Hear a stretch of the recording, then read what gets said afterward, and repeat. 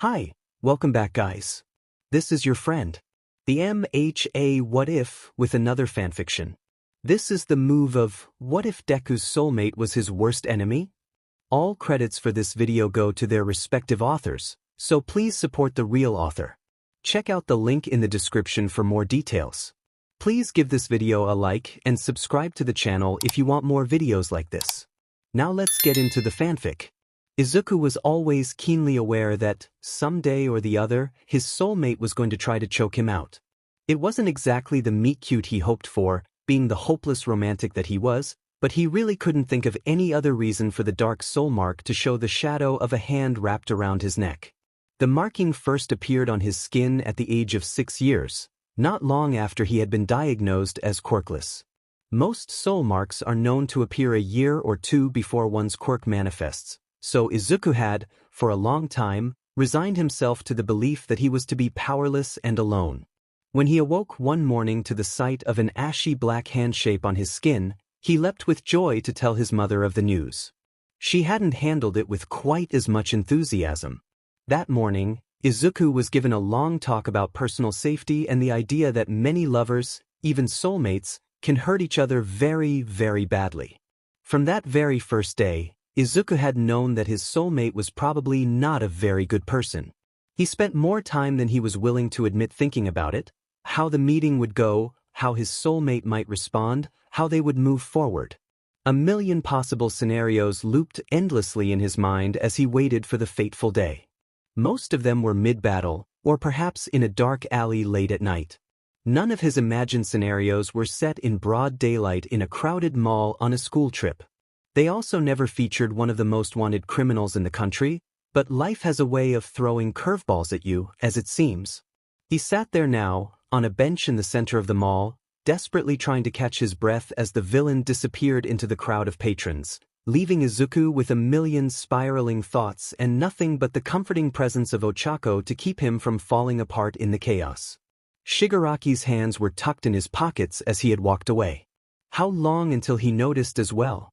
Would he feel the same dread as Izuku felt in that moment? It took Ochako walking into his line of sight and jostling him by the shoulders for Izuku to snap out of his daze.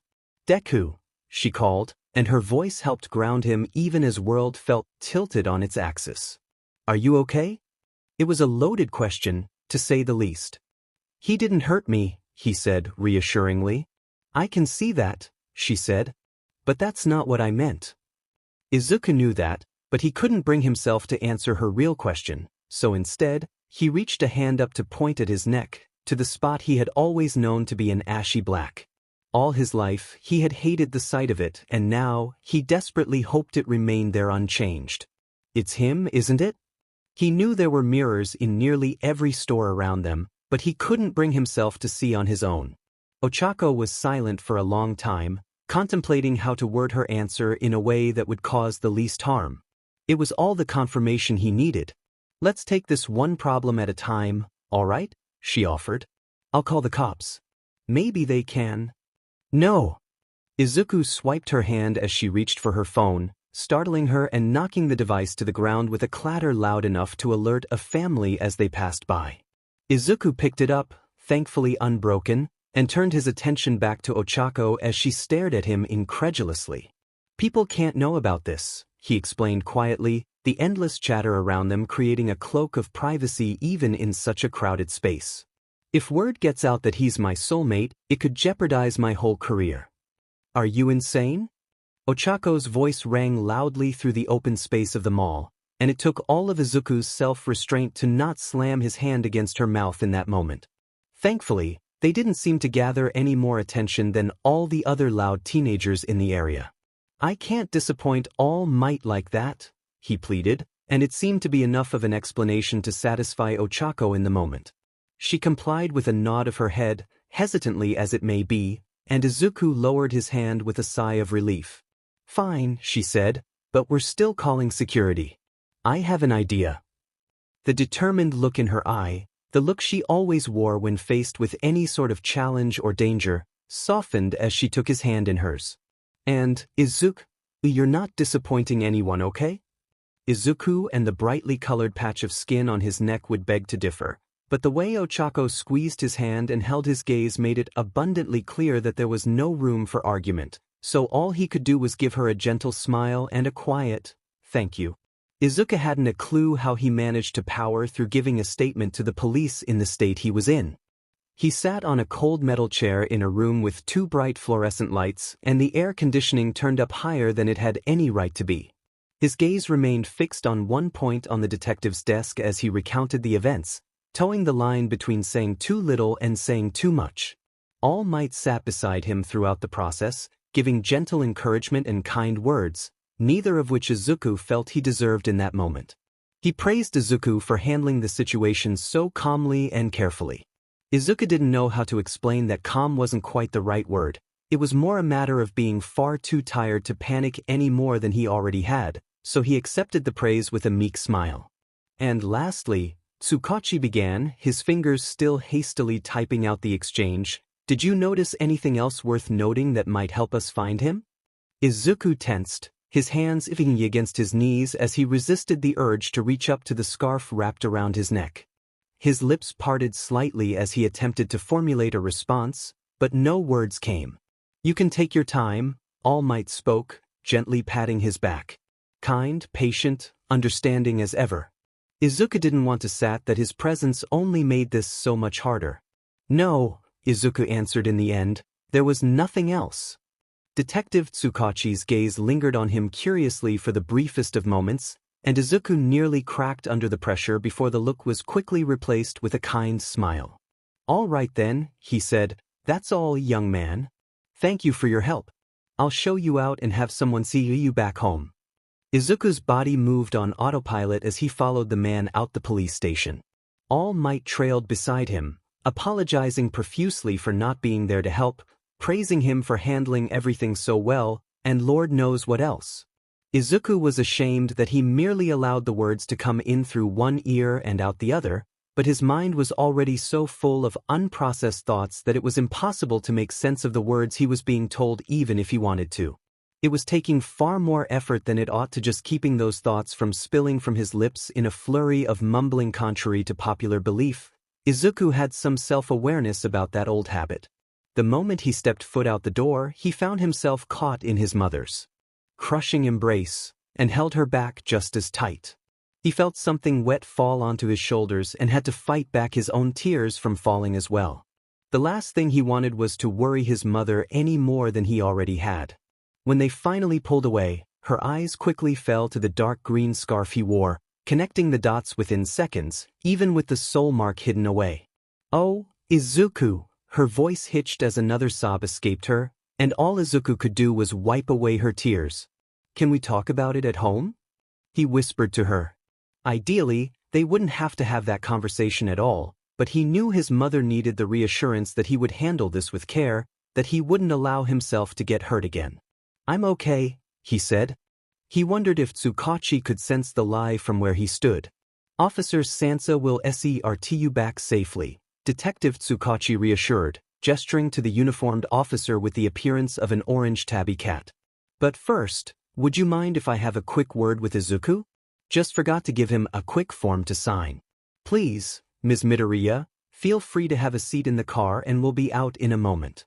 Inko didn't seem too keen on the idea of leaving her son for even a moment after such a long day, but she nodded her head hesitantly and followed the officer to the vehicle. From the corner of his eye, Izuku noticed the tall figure of All Might follow her, no doubt reassuring her that Izuku was in good hands, both with the detective and with Yua. The detective led Izuku back up the stairwell to the second floor, where they again sat at his desk. "Just sign here," Tsukachi instructed, holding out a pen and the statement that Izuku had just given. Izuku did as he was told and was about to stand up to head back out, but found himself frozen in place when he locked eyes with Tsukachi staring at him intently. "Is there anything else you need?" Izuku asked, attempting to keep his voice leveled. Playing dumb was a good choice, right? Probably not, but he wasn't really in the best headspace right now, and he was never good with secrets to begin with. "I can tell there's something on your mind," Tsukachi began. "I thought maybe you'd feel more comfortable without the pressure of All Might listening in. Now, are you sure there's nothing more you know that can help the case?" Great, so he did pick up on it. It's not crucial to the investigation, Izuku said, and he knew that much couldn't be a lie. Tsukachi nodded. In that case, don't worry about it. But, he shot a supportive smile to the young man across from him, I can tell you want to say it. Diamen him and his over-efficient truth quirk. Izuku shifted restlessly in his seat, supposing there was no way to get out of this without the truth eventually coming out. He reached his hand up and tugged the edge of the scarf down, revealing the blue-green soul mark coloring his neck. He only let it show for a moment, feeling both ashamed and exposed without the scarf hiding it, but it was more than enough for Tsukachi to catch on. Oh, was all he could manage. Yeah, Izuku muttered. He's your... Yes, Izuku interrupted, because he really didn't want to hear the word again. Did he say anything to you about it? Izuku shook his head. I don't think he noticed before he left. I see. Tsukachi mulled over the new information. He cleared his throat and continued in as formal a tone as he could with such a sensitive subject. I believe it'd be helpful to station a few more officers around your neighborhood, in case he tried to contact you again. And, of course, it wouldn't hurt to be more vigilant. Avoid going out alone or at a late hour as much as you can. Izuku gave him a small nod and a thank you. He began to stand, but stopped midway to ask, You won't tell All Might, will you? No, he answered. It's a personal matter, and I won't get myself involved any more than necessary for your comfort. Whatever comfort Izuku got from that claim was quickly washed away as he continued, but I do think it's something he ought to hear from you. I know that, Izuku said. His hand subconsciously rubbed at his neck through the layer of fabric. I'm just scared of how he'd take it. For what it's worth, Tsukachi reasoned, you've told one person and it didn't go so bad, did it? Izuku couldn't help the small smile on his lips. No, he said, I guess it didn't. Exactly. Tsukachi gave his messy hair a pat, and the strands of hair that had been pushed down quickly hopped back in place. All Might will understand. Izuku wanted to find comfort in that, but I'm just worried, he admitted before he could stop the words from falling from his lips, that he'll regret picking me.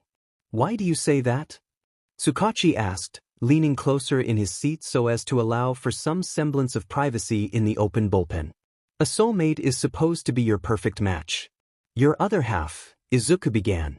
And the fact that he, of all people, someone so evil and corrupt, is mine, what does that say about me? Having no soulmate I can handle. But knowing that it's him... Izuku hadn't noticed the tears spilling from his eyes until Tsukachi gently slid a box of tissues toward him. I see where you're coming from, but I think you may be jumping to conclusions, he countered gently. All Might told me exactly why B chose you. You're a good, caring person, Midoriya. Everything you do is to keep the people safe and happy. You're everything that a hero ought to be. The stream of tears slowed then, and Izuku smiled weakly in response. Being his soulmate doesn't change who you are, Tsukachi continued. These things work out in complicated ways. However this goes, one way or the other, you're going to be better for it. He spoke slowly, afraid of stepping on a landmine in such a serious discussion, but there was a firmness in his tone that Izuku knew he could trust. You think so? I do. And I know you're a good kid. And that All Might didn't make a mistake with you. The stream of tears came back just as vigorously as ever. Tsukachi seemed distressed that he may have said the wrong thing, but Izuku's squeaky, thank you, reassured him that these were good tears. Geez, kid. He gave an exasperated sigh, but the slightest hint of a smile lay beneath it. Toshi wasn't kidding when he said you're an emotional one. Come on, I'll show you to the restroom. Wash up before meeting your mom. Through his tears, Izuku gave a sheepish smile. Thank you again, he said, voice wobbly and quiet. I'll talk with him soon. Take your time, Tsukachi repeated. Izuku wasn't sure how much time he'd need to take or how long he'd be able to put it off before he's inevitably found out. His soul mark wasn't exactly discreet. Maybe he could find a concealer to keep it under wraps until the time was right. However long that would be. Really, how long could he keep the secret up? How long should he keep it up? Kid. Tsukachi's voice broke him from his thoughts. Izuku looked up to see the detective was already standing a few feet away, pointing towards the bathroom. You gonna keep sitting there mumbling to yourself, or? Right. Izuku hopped up off the chair and jogged after him. Sorry. We are. Voila, as Aoyama would say. Ochako dusted the remaining powder off her brush and placed it back into the makeup bag beside her on the counter. With her hands on Izuku's shoulders, she angled him towards the mirror hanging on the wall of the school's bathroom. It's all waterproof, so you don't have to worry about it coming off during training. I really don't deserve you, Izuku sighed as he looked into the reflection. On his neck, the heavy concealer covered the blue-green marking and several layers of black eyeshadow created the illusion that his soul mark remained unchanged. Ochako was quick to retort by hitting him lightly over the head. Don't say that. You deserve the best, and that's exactly what you got. Izuku shrugged at that comment. That definitely holds true with the friends I have. Soulmates, not so much. Ochako, angel that she is, was quick to respond to Izuku's endless whining with a sympathetic smile. I'm really sorry it turned out like this. No one could have seen this coming. Izuku gave another shrug, keeping his eyes on his reflection's neck. I guess I shouldn't have gotten my hopes up about it. I was always destined for one of those tragic soulmate stories, huh? To this, Ochako didn't seem to know what to say. All she could do was nod her head solemnly and gently rub circles into Izuku's arm in a comforting gesture. As it stood, Ochako was the only person, barring the detective, who knew of the situation, and her endless support was what kept him going. He refused to carry the unpleasant mood throughout the training camp. He knew just how much she looked forward to it, and he wasn't about to ruin it for her by moping the whole way there. So, he took a deep breath to steel himself and flashed a bright smile. But hey! The training camp will be more than enough to keep me busy. By the end of the week, I'll have completely forgotten about this mess. The light quickly returned to Ochako's expression. Exactly. You'll be too busy kicking butt to worry about junk like this. Hopping off the counter, she shoved her makeup bag into the old duffel bag she had packed in preparation for the trip, leaving only a small thing of concealer, a dark eyeshadow palette, and a brush for Izuku to pack away for himself. You ready to head out? She asked, tossing the bag over her shoulder. I'll catch up with you in a minute. Ochako, punctual as ever, was already halfway out the door as he spoke.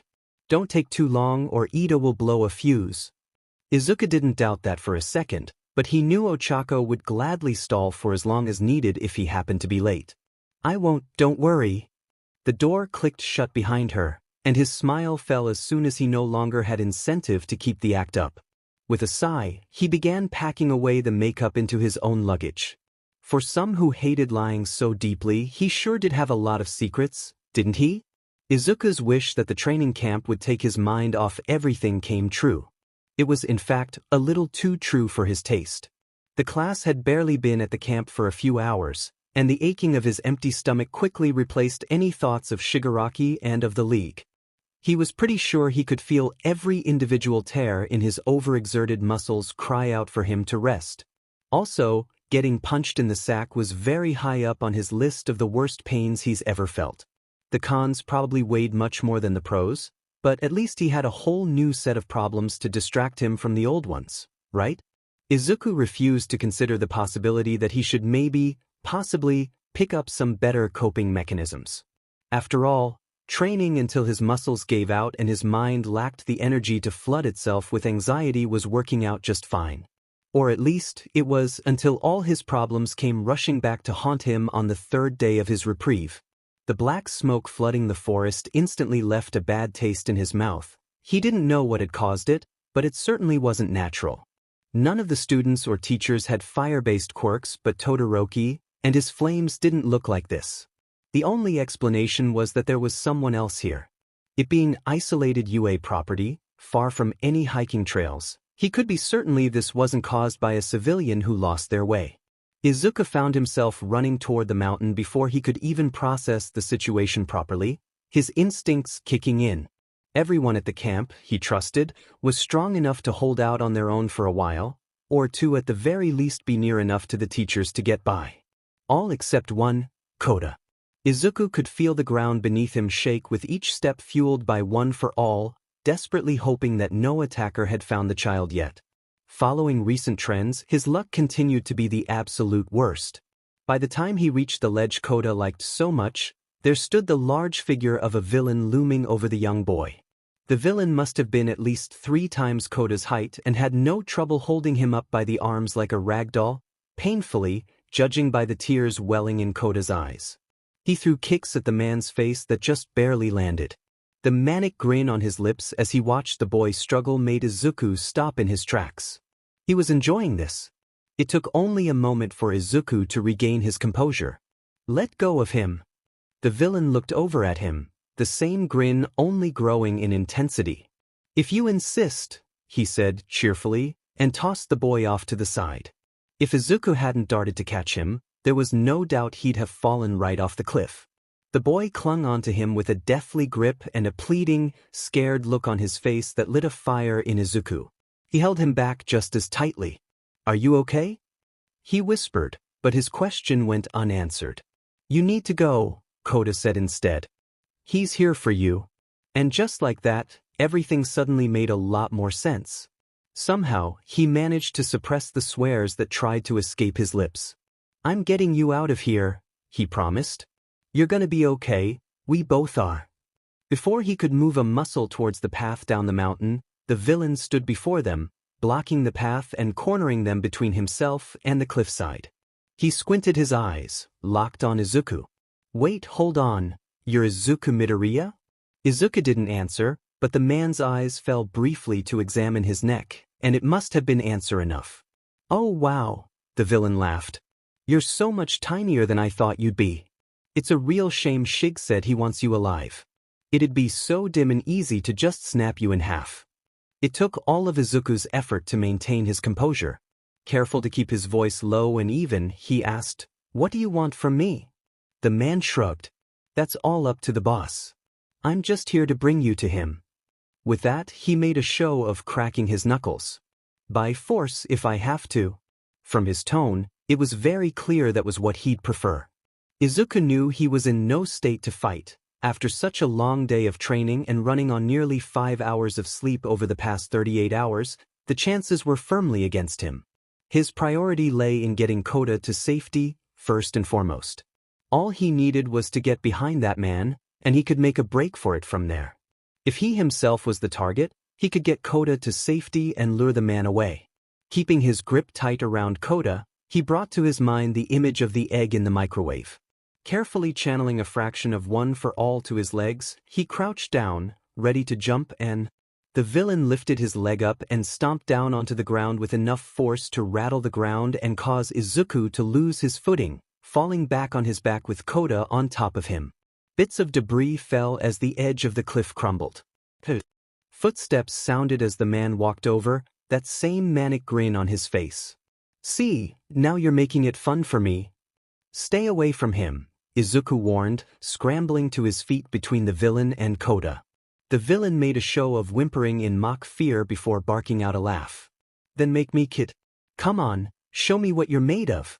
What's so special about you that the League of Villains wants you so badly? He spread his arms out, taunting Izuku with a clear shot. And Izuku knew that if he didn't fight back in that moment, the man would show Kota no mercy. So, despite all the aches in his body, he channeled his quirk through his arms and legs and struck. 100%. Whether it would incapacitate the man or not was up in the air, but it was his last hope to carve out a window of escape. He could sense dozens of breaks and fractures and tears ripple through his arm the moment it made contact with the man's stomach. Could hear every snap of his bones. He bit back the cry of pain hard enough to cause the inside of his cheek to bleed. Then there was silence. With a gulp, he glanced up, and through the tears prickling in his eyes, he saw his bruised fist pressed against a wall of pure muscle. The man's boisterous laugh rang out again. What, that all you got? His hand gripped at Izuku's hair and pulled him back roughly, forcing him to meet his eyes. You're lucky I can't have more fun with you. Now, are you gonna come or? The man's gaze dropped to Izuku's arm. What the F dash? He said, voice losing all hints of amusement. Did you seriously break your arm from using your own quirk?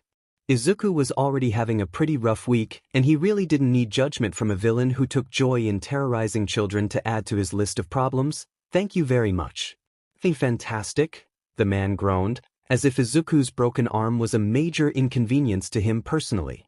With all too much ease, he used his grip on Izuku's hair to throw him off to the side where he fell heavily on his unbroken arm. By the time Izuku regained some semblance of composure through the pounding headache and the sharp pain in his arm, the man already held a firm grip onto Koda's forearm. This time, Koda didn't fight back. Instead, he held firmly onto the man's wrist as he was dangled over the cliffside. His nails dug into the villain's skin, but he didn't seem to pay it any heed. All right, the villain sighed. Since we're gonna have to do this the boring way. Come with me, don't put up a fight, and I'll consider not dropping this brat to his death. The nonchalance in his voice, the carelessness with which he held the boy, and all his actions previous were more than enough reason for Izuku to know that there was no bluff there. Izuku held up his unbroken hand cautiously as he stumbled to his feet. Okay, he said slowly. Just don't hurt him. The man seemed wholly unsatisfied with the agreement, but he pulled Koda closer until his feet were firmly on solid ground. Still, he held him in place as he dug through his pocket for what seemed to be a burner phone. As the man fumbled with the device, no doubt contacting whoever is in charge of their escape, Izuku kept his focus on Koda. He had tears now streaming down his cheeks and his chest heaved with heavy, uneven breaths. It was all Izuku could do to give him a hopeful smile and say, "You're gonna be okay. I won't let him hurt you anymore." It broke his heart to see the boy grow even more distraught, as if the idea that Izuku could care so deeply for him was just unthinkable. Before he knew it, a dark purple mist rose off to his left, forming an oval shape about the size of a door. It was not unlike the portals that the villain Kurogiri had used during the League's first attack at the USJ. "Go on then," the villain said, gesturing to the portal with a tilt of his head. "Let go of him first," Izuku demanded with a firmness in his tone that surprised even himself. The villain didn't seem to appreciate the attitude, but he complied nonetheless, pushing Koda away and making him stumble to catch his footing. And with that, Izuku trailed ahead towards the gateway with his hands held up in surrender. His gaze as he walked was fixed on Koda, who was thankfully unharmed save for some minor scratches and bruising, and he was surprised to find that he felt no fear or panic then, only relief. In spite of everything, in true Izuku fashion, he observed the effects of the quirk, the transition from the dimly lit forest to a pitch darkness, with utmost fascination.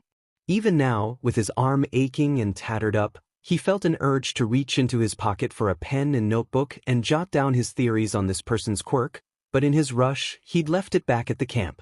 Oh, and now probably isn't the time, what with his life being on the line and whatnot. The portal disappeared quickly behind him, and he found himself far from the mountains of the camp and instead standing in the middle of an old bar. It was old enough that he knew it must have been abandoned long ago, but tidied up enough that he knew it had been the base of operations for the League for some time now. Behind the bar stood the same wispy figure Izuku recognized from the attack on the US.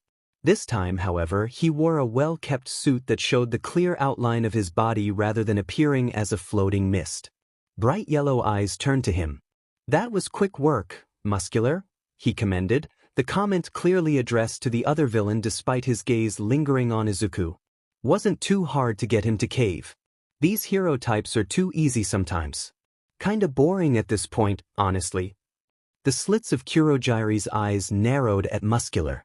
"You were told to bring him back uninjured." "I was told to bring him back alive. Last I checked, he's breathing, ain't he?" As if to prove his point, he slammed his hand against Izuku's back, making him gasp at the sudden jolt. Besides, he did that all on his own. The kid can hardly handle his own quirk. "Why do you want him anyway?" "Tamura won't be pleased with this," the Kurogiri said, entirely evading the question. He stepped around the bar, approaching Izuku. A misty hand reached out towards him, and Izuku's fists clenched as he braced himself for another fight, but the touch was oddly gentle, grounding in a way. "Follow me, son, we'll get you patched up." Izuku was too taken aback to do anything but comply. As he guided Izuku out the door, he called out to Muscular, "Don't go causing a ruckus, will you?" "Yeah, okay, Dad." Izuku didn't need to look to know that Muscular was rolling his eyes as far as they go. Izuku could just barely make out Kurogiri's mutter of, "So disrespectful," as he was guided ahead. He let himself be led into a room off to the side of a hallway, a small makeshift treatment room, where he was directed to sit at the edge of a bed as Kurogiri rummaged through the drawers of the counter for some medical equipment. Izuku couldn't tell if it was his ringing ears fooling him, but it almost sounded like the man was humming as he did so. Eventually, the man found all the necessary equipment and instructed Izuku to take his shirt off. "No need to be so tense, you know," he said, not missing the way Izuku's eyes watched him like a hawk even as he began wrapping the plaster bandages around Izuku's arm.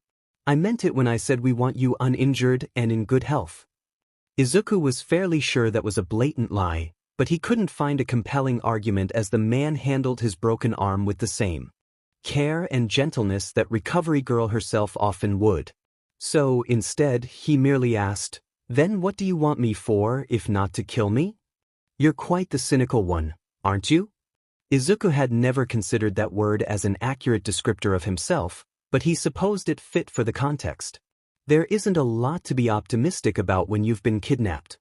This made the man chuckle lightly in response. "For what it's worth, I apologize for the way it's all worked out. I insisted Tamura try a subtler tactic, but he was never the patient sort. He's really giving an awful first impression, isn't he?" As far as Izuku was concerned, Shigaraki had already firmly established his awful first impression at the USJ attack, and only further cemented it by choking him out in the middle of the mall, so this really wasn't too far off from Izuku's expectations of the man. He chose to keep that thought to himself, though. "Your neck," Kurogiri pointed out after a long stretch of silence. "Why is it still black?" Izuku didn't see a point in hiding the reality of the situation. "It's makeup," he answered. "No one knows that he and I are soulmates." Kurogiri finished with no regard to Izuku's state of denial. Izuku nodded, keeping his gaze firmly glued to the ground. "You and him both," Kurogiri sighed, as though they were just children acting out. "You're still thinking of each other as enemies.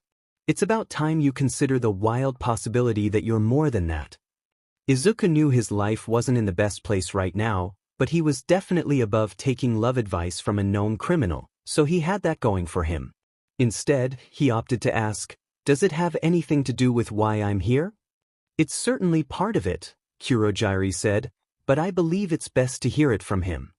As he gave a firm squeeze to the plaster against Izuku's arm, he said, "This should be good for now. I apologize, we can't do much more than this.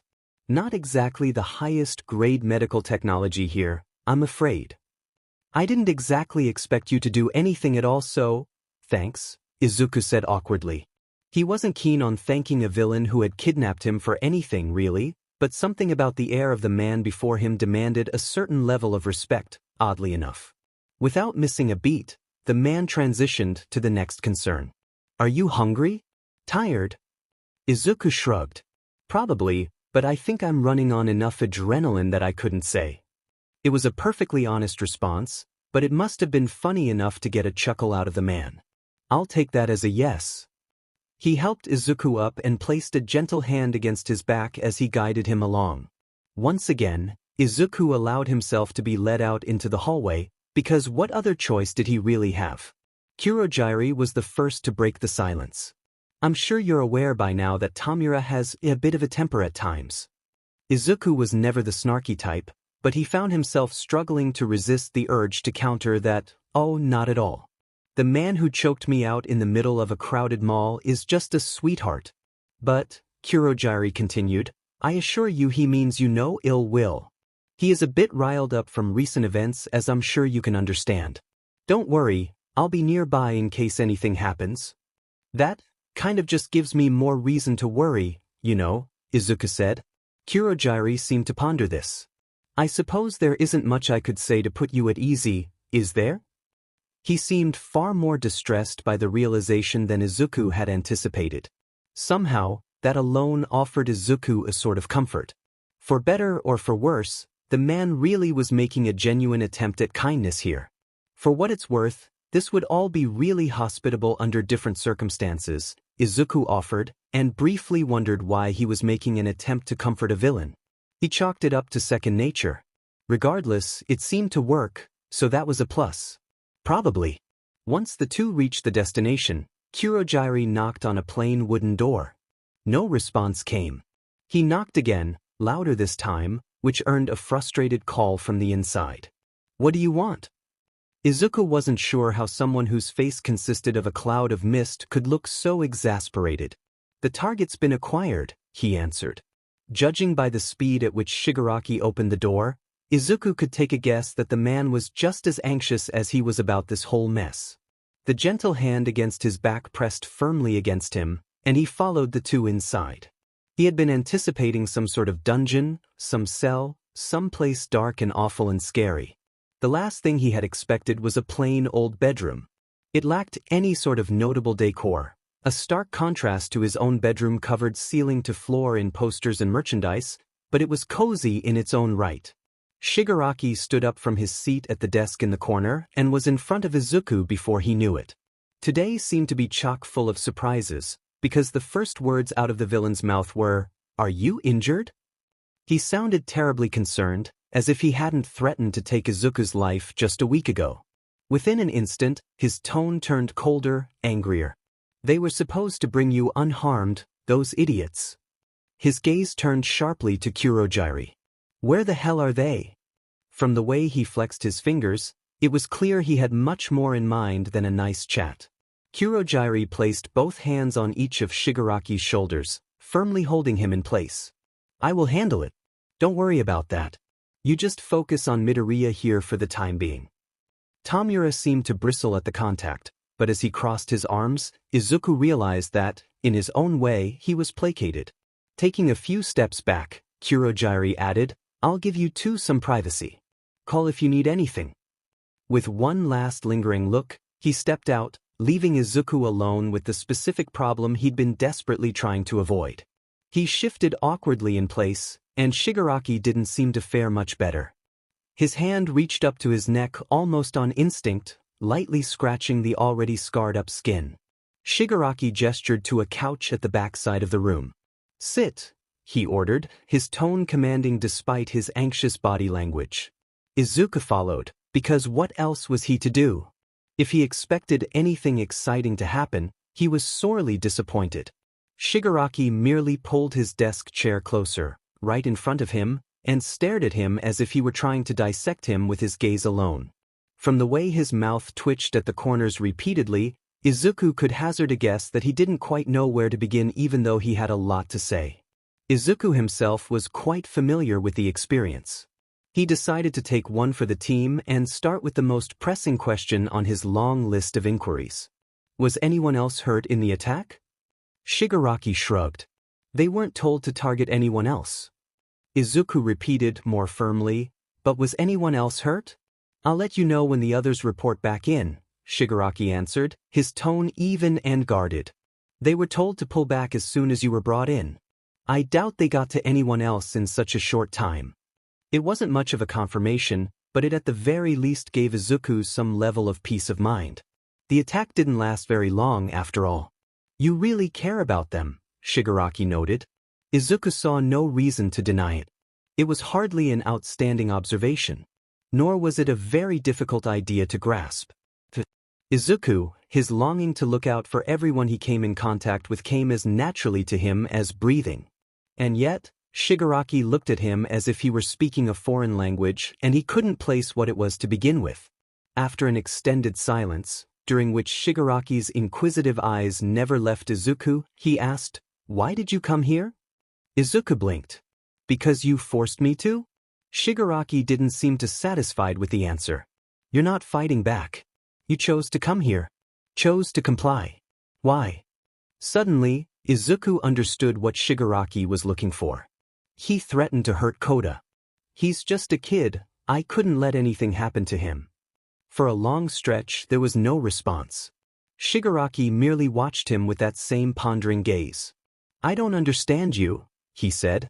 Izuku was struck with a strong sense of déjà vu. What's there to not understand? This, he said, gesturing between them, was a fluke. Shigaraki seemed to be torn between laughing and scowling. You know as well as I do that's now how this works. Mistakes like that don't just happen. Look, I don't know how this happened. Izuku hadn't intended to raise his voice, knew it was probably a bad idea to rile the man up, but the words came out as such without his go-ahead. All I know is that I'm a hero, and you're a villain, so this can't mean anything. You and I both know it's not that simple. Shigaraki's eyes flickered down to the covered-up marking on Izuku's neck. Though I see only one of us has accepted it. As though to prove his point, he lifted his right hand up, showing his own marking. Something in the way the light caught it made it seem to almost glow in the dim room. It was mesmerizing, light greens and blues dancing around each other with traces of white. It brought images of frothy sea foam and summer afternoons at the beach. Under different circumstances, he'd call it appealing. Shigaraki's voice broke him out of his daze. There's something about you, Izuku, he said.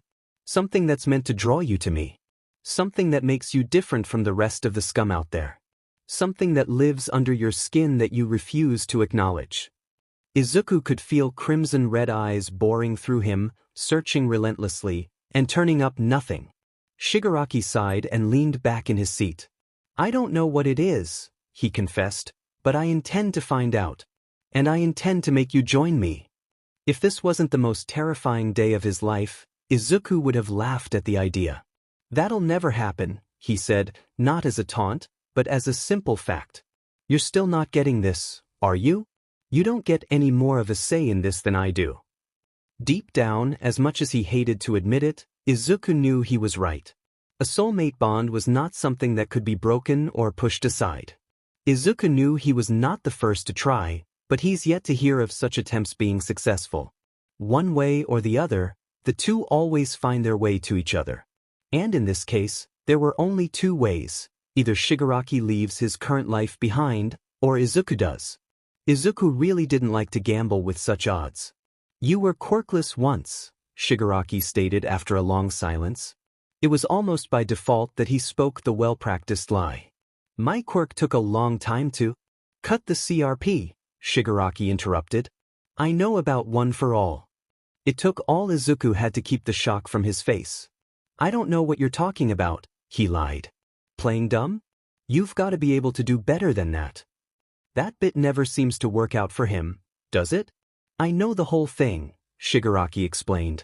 All might, your powers, all of it. So, save us both the trouble and be honest. Izuku supposed there was no point pretending anyway. Fine. I was quirkless. I don't imagine people were particularly kind to you after you found out. Izuku could name dozens of such memories off the top of his head, but the first image that flashed in his mind was his parents arguing in the car ride back from the doctor's office. It was one of the few memories he had of his father. What game are you playing? He asked, dodging the question with the grace of a ballerina on two broken legs. They weren't right to treat you that way, you know, Shigaraki said, ignoring his question. There's no excuse for anyone to put you through that. Izuku was getting exceptionally good at denial, but even he couldn't deny that hearing those words was a comfort, even from a villain. That doesn't mean I would ever hurt any of them, if that's what you're getting at. That statement seemed to throw Shigaraki in for a loop. He stared at Izuku long and hard, his questioning gaze boring through him, before seemingly giving up. That Bakugo kid, he said, changing gears. Who is he to you? Was he kinder than the rest? Izuku couldn't help but chuckle at the question. No, God, not at all. He was probably the worst one, other than... He stopped himself abruptly before tracing back and continuing, he was my best friend as kids. I still think of him as that, but I doubt it's mutual. He's amazing in so many ways, but, he shrugged, after his quirk manifested, and mine never did, he just got meaner and meaner over the years. And yet you risked your life for him once. It wasn't a question, but the confusion in the tone was evident. He needed help, and I was running toward him before I even knew what I was doing, Izuku admitted. But why? Shigaraki asked, each question making his calm demeanor crack at the edges. It makes no sense. Why risk so much for someone you know doesn't deserve it? Because that's not something anyone should have to earn. Everyone deserves to live safely, no exceptions. And a good hero does what they can to protect that. Something about that statement seemed to be the last straw for Shigaraki, who by now was scratching so viciously at his neck that Izuku could just barely see traces of blood trickling down his skin. Even as he addressed Izuku, he muttered so quietly under his breath that Izuku could hardly make the words out. God, do you even hear yourself? I don't know why I expected. Before the interrogation could devolve any further, a knock on the door interrupted Shigaraki's musings. What? He snapped, and the door was gently pushed open to reveal none other than Kurogiri himself, holding 2 steaming bowls of mapo tofu. The man nodded toward Izuku and said, I see you're still in one piece, so I'm assuming Tamura's behaved himself? Izuku gave him a nervous smile. More or less. Usually less, Kurogiri said, which earned him a kick to the calf that he dodged with ease. Before heading out, Kurogiri gave a pat to Tamura's head, and Izuku was both surprised and a little startled when he received the same affectionate gesture. Eat up, you two. And calm down a bit. You look so tense and that's not helping anyone now, is it? Don't tell me what to do, old man, Tamura snapped, to which Kurogiri quickly turned his head and shot him a piercing glare. Tamura returned it with twice as much fervor, but after a few moments, sighed loudly and still lost the stare down. He shifted his attention to Izuku and asked, You like video games? Izuku blinked. I'm sorry, what? I got Psycho Godfather War 3. What? Izuku repeated with 10 times as much fervor and for a completely different reason. That isn't supposed to be out for another 2 months. Shigaraki gave a shrug, but underneath it he was clearly pleased with the reaction. I have my ways. Logically, Izuku knew that such a statement coming from Tamura Shigaraki of all people ought to be very suspicious, but also, it was Psycho Godfather War 3, the game he'd been keeping an eye on since it first was announced a whole 2 years ago. He'd been saving up for it for ages. So sue him, he was gonna play it. He dashed his way over to the computer and tried to reach for the controller before realizing. No, come on. He cried out as he was quickly reminded of his arm wrapped up in tight bandages, down to the tips of his fingers. Being the awful, cruel, immoral monster that he is, Shigaraki laughed at his misfortune and picked up the controller, dangling it casually as if to taunt him further. You can just watch me play if you want, he offered. Izuku's pout persisted for a long moment, but he eventually conceded. Fine, he muttered. I'm more into it for the story anyway. Shigaraki raised an eyebrow at that. It's a first-person shooter. The gameplay is great, but that's not all there is to it. So many people overlook how much effort the writers put into the story because so much of it is told in the notes and books scattered around the world. They end up missing whole sections of every level just because they rush through it and don't look thoroughly enough. If you remember the underground level in the second game, there was a whole subplot they introduced about the Emperor's love affair with the Empress's handmaiden. And there's been a lot of theories about who the child was, but I think they were actually the assassin that later went on to kill. Do you always do that? Shigaraki interrupted, and Izuku suddenly realized just how quickly and quietly he had begun muttering his thoughts. He hadn't even noticed Kurogiri exiting the room or Shigaraki pulling up a second chair for him. With a nervous laugh, he sat down and said, Kinda, people say it's creepy. Oh, it is, Shigaraki said nonchalantly, and Izuku deflated at the words. But you're not gonna find anyone here who's too bothered by that. Izuku couldn't help but smile at the statement. So you admit that you're all creepy too? Maybe except Kurogiri. Nah, Izuku said, he's creepy by association. Izuku never really considered himself funny, but his words pulled out a laugh from Shigaraki and... well, he had a really nice laugh. You know, when it's not all scary and murderous. He cleared his throat loudly and stuttered out, Alright, so, let's start up the game. Stop killing the pedestrians. They haven't even done anything. They could alert the guards, Shigaraki argued as his sword slashed through another pedestrian. You don't even play stealth to begin with. Why would you care about that? I have no idea what you're talking about, Shigaraki said, just as he equipped the grenades and began aiming the weapon at the gaggle of uniformed officers defending the entrance to the next zone of the level. Wait. Izuku threw his unharmed arm at the man beside him, making him lose his grip on the controller. Before Shigaraki could yell at him for the sudden interruption, Izuku pointed back toward the group of officers clustered together. Zoom in on them. Shigaraki made a show of rolling his eyes, but to Izuku's surprise, did as he was asked. Once the spyglass adjusted onto the group, the programmed dialogue began among them. Can't believe they called all of us out here at this hour. What are we even here for anyway? The first of the guards said. Idiot, groaned the other guard. Don't you know the Duke's here on official business? These aren't the safest parts, you know. You can't tell me you actually believe that's all that's going on here, do you? The first guard responded. The Duke comes every other month and there's never this much security. There's gotta be more to it than that. I think you're onto something, the third joined in. I heard both Hanami and Kaya's squads were stationed way down at the docks, even though the Duke came in from near the station. You think they're hauling something valuable they don't want people to know about? You kidding? The Duke always wants people to know about his money. You three. A higher-ranking officer walked up from behind. You're officers, not gossip reporters. Stop yapping and get back to work. With that, the little scene ended and the guards all began walking about the courtyard in set patterns. Izuku turned to Shigaraki expectantly. Shut up, the man groaned, and Izuku could swear he could see a pout on his lips. It's probably not even much loot. It's not hard to find gold in this game, you know. True, Izuku agreed, but if I'm right about the Duke working with the witch, then it's possible there's a bunch of runestones there. This seemed to pique Shigaraki's interest. You could finally get that power upgrade you were eyeing. But if you're really not interested, Izuku trailed off.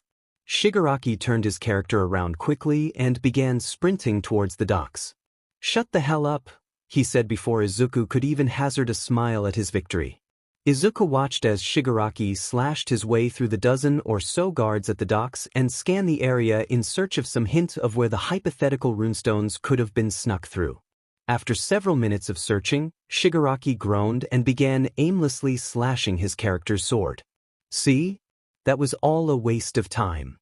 No, I know the way the writers think. There's gotta be something. Izuku mulled over it before suggesting, try jumping over the dock. Maybe there's something under. Shigaraki looked at him as if he'd suggested running headfirst into a volcano. Getting a little desperate there. I'm serious. Trust me, I'm sure of it. He wasn't really, but he could already tell Shigaraki was the type to do something stupid just in an effort to prove him wrong. It only took 2 seconds of deliberation before Shigaraki made his avatar jump over the railing and fall into the water. It didn't take long to notice the hidden entrance to the mansion from beneath the docks. The character swam through the entrance, eventually coming up into a storage room in the basement of the mansion filled with. Yes. Izuku cheered. I told why. I'm gonna kill you, Shigaraki said nonchalantly but made no move toward him, and Izuku knew it was an empty threat. Hey, I helped. Yeah, but you were annoying about it. Izuku made a show of crossing his arms and pouting at those words. That's so strange, Shigaraki mused as he looted the chest's boxes of runestones. They must have brought in this shipment with a submarine or something. What are they doing here that needs this much planning and secrecy? Oh, now look who's invested in the PLV, Izuku began to tease, but whatever sarcastic tone he tried to carry was lost as a yawn interrupted his words. Are you tired? Shigaraki asked, a subtle concern in his tone as he proceeded to loot the area. You can take the bed if you want. Izuku shook his head vehemently, partly in response to the question and partly to shake off the sleepiness that attempted to overtake him. I want to see the rest. As he pulled up the save menu, Shigaraki said, just get some sleep.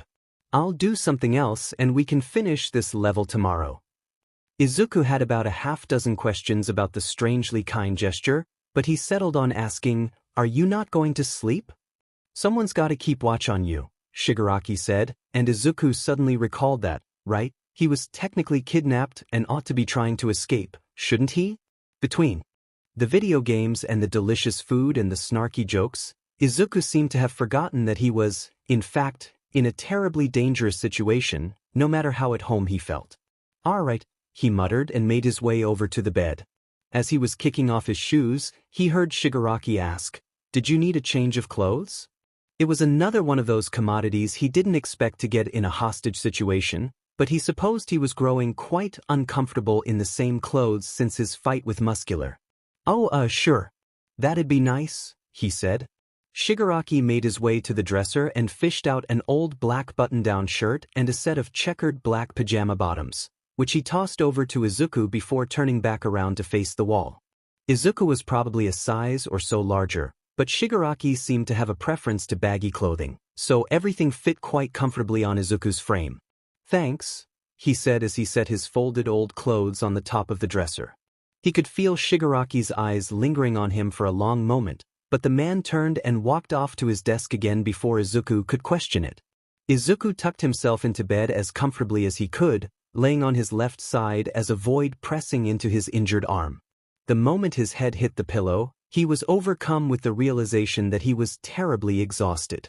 He thought back to that morning when he woke for an early run before the official training session for the day even began. It must have been less than 24 hours ago, but it felt like a whole week has passed since. Within seconds, he was already on the precipice of sleep when he heard the words, "Good night, soulmate," uttered from across the room. It was teasing and light, and he would deny the blush rising high on his cheeks until the day he died. "Good night, Shigaraki," he said in response, his words muffled into the comforter. "You can call me by my first name, you know." Might as well, considering, you know. The words sounded almost shy, but Izuku was too tired to dissect the meaning behind that. Instead, he merely repeated, "Good night, Tamura," too tired to push down the smile on his lips. No one told her how tired she would be. They told her she would be looked at with love and admiration. Adoring crowds would cheer at the sight of her. She would have riches beyond her wildest imagination. She would help anyone and everyone who cried out for help. She would find her purpose. She would feel invincible. But she was so tired. She only wanted to rest. She wondered if any of those promises held any meaning to her anymore. She wondered if the answer even mattered. No, she decided. It doesn't matter. So, she does not dwell on it, and continues to do what she must. Keeps her eyes and her mind firmly focused on the ding as the elevator carries her up, floor by floor. The apartment was a mess. She would take care of it, she promised herself, but not tonight. On the couch lay a sleeping boy, a little thing whose adult teeth have yet to set in. She was careful as she carried him. He stirred from his sleep anyway. He'd been waiting for her to return. "You're back." He was all too thrilled to see her. She did not know what she had done as a mother to deserve such love. "You didn't have to wait up so long for me, you know." She pressed a kiss to his forehead. "How was your day, baby?" "I made a new friend," he announced gleefully. For such a pleasant announcement, the response it was met with was terse and cautious. Who was this friend, baby? Whatever excitement he felt in that moment quickly faded as he watched her expression. "The boy who lives across from us," he answered. "His mom came to drop off cookies and say hi. She made us lunch and we played together most of the day." She gave him a smile. "I'm glad you had fun, honey. But remember what we said about stranger danger?" Of course, he remembered. She did not make it easy to forget. "Did I do something wrong?" No, not at all, sweetie. But for now, just try to find something to play on your own, okay?" He pouted, but knew better than to argue. It would make no difference. Safety always comes first. She darted up the stairs 2 steps at a time, scrambling up when she lost her footing at the top. The door could hardly cling to its hinges as she kicked it open. 2 boys, both just barely in their teen years, abruptly stopped the game they had been playing.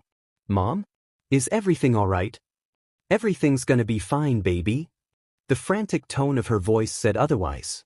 She turned her attention to the other child. "Akio, darling, I think you should go home. And lock your doors, okay?" She didn't offer an explanation as she pushed him out the door. He'd left his comic books lying on the floor. She would return them soon, she thought, but she had bigger problems now. "Mom, seriously. What's going on?" She knelt down to meet him at eye level and gave him a smile. That smile seemed to comfort all the people she rescued, but he saw through it. She was afraid. I need you to pack your things as quick as you can. He knew the drill by heart by now. How long? Just a couple days, she promised, and we'll be right back. He nodded his head in understanding and he flashed a smile. He hated those stays in safe houses in the far reaches of the city. She knew he did. But he smiled anyway. His smile was so much like hers. She was told it would be safe. Miles out from the city and so far out in the middle of nowhere that no tracking device could possibly find it. Even she herself struggled to find it. She wondered how she would find her way back. Every inch of the woods managed to look identical, nearly impossible to navigate. Not that it mattered one way or the other. The safe house was already being ransacked by the time they arrived. They crouched behind a large tree as the sound of stomping feet and smashing furniture reverberated. Voices called out, taunts and threats meant to lure them out. She held her son to her chest, her hands tightly over his ears. He still flinched at the loud crashing noises, but at least he couldn't make out the words. And she smiled. She always smiled. She knew he saw right through it, but old habits die hard. Just a little longer. She only needed to hold on to him for a little longer and then, in the distance, between the trees, she could just barely make out the bright yellow hair of her pupil. 2 long strands stood up from his head, impossible to miss. She didn't dare breathe a sigh of relief yet. "Kotaro, baby," she whispered, quietly as her voice could go, into his ear. "Do you see Uncle Toshi over there? I need you to run toward him as fast as you can. Don't stop for a second and don't ever look back, okay?" She made to nudge him forward, but he held on to her. "You said Dad was here." It was the one thing she hoped he wouldn't say. "No," she lied. "Dad got away. He's safe. Now go, I'll take care of this and be right back, okay?" She wondered if that, too, was a lie. He looked her in the eye, past her bright, hopeful grin, and just before he ran, he smiled back at her. It was strained and forced and it did not reach his tear-soaked eyes, but it was all she needed. Izuku awoke with a start to find 2 hands pushing him firmly down onto the mattress. Above him was the face of Tamura, looking equal parts worried and surprised. "Are you okay?" he asked, breathless, as if he'd been struggling to wrestle him down even as he slept. "Yeah," Izuku answered on instinct, but his thoughts were crowded with lingering traces of his. He wouldn't go so far as to say he was okay, but he wasn't hurt, at least. He found himself unclenching his fist, surprised to find it was braced to attack in the first place. "What happened?" "Your quirk must have activated while you were asleep," Tamura answered as he sat back, giving Izuku his space. Izuku stared up at the ceiling as he attempted to calm himself, even as his heart beat hard enough in his chest to ache. He was no stranger to nightmares, that was for sure, but he'd never woken quite this distressed. Vague images flooded his mind as he recalled the events of the dream with a muddy quality.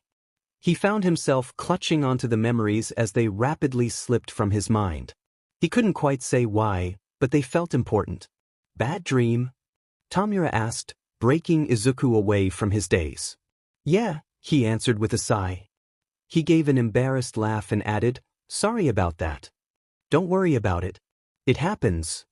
Tamura held out a partially gloved hand, and Izuku moved to grasp it before his brain could even give any input. Tamura pulled him up into a seated position and placed a gentle touch along his injured arm. Izuku flinched at the sudden jolt of pain that ran all along his right side. "Looks like you tore up the bandages pretty badly," he observed. He then hopped off the bed and began lazily making his way toward the door. "Come on, I'll get you fixed up." By now, Izuku knew better than to question the unexpected act of kindness, and merely stumbled out of bed to follow him through the hallways as the space grew steadily more familiar to him. He was led back to the same treatment room that he'd been in earlier, sitting on the same bed as his arm was wrapped up with the same roll of plaster bandages. "This too tight?" Tamura asked, pausing his work for a moment. "No, it's good," Izuku answered, and the two fell back into silence as Tamura proceeded. It was odd being in such close proximity to him. His touch was feather-light and delicate, hands moving with a care and precision that Izuku had never imagined on him in his wildest dreams. He had only ever known Tamura's hands to be a destructive force, nearly lost his life twice this far for getting too close. And now, here he was, taking care to keep one finger off Izuku at all times, even with the gloves providing a barrier between them. Must be scary, Izuku muttered before his sleep-addled brain could filter the words out. Tamura looked at him with a quizzical look. What? Oh, nothing.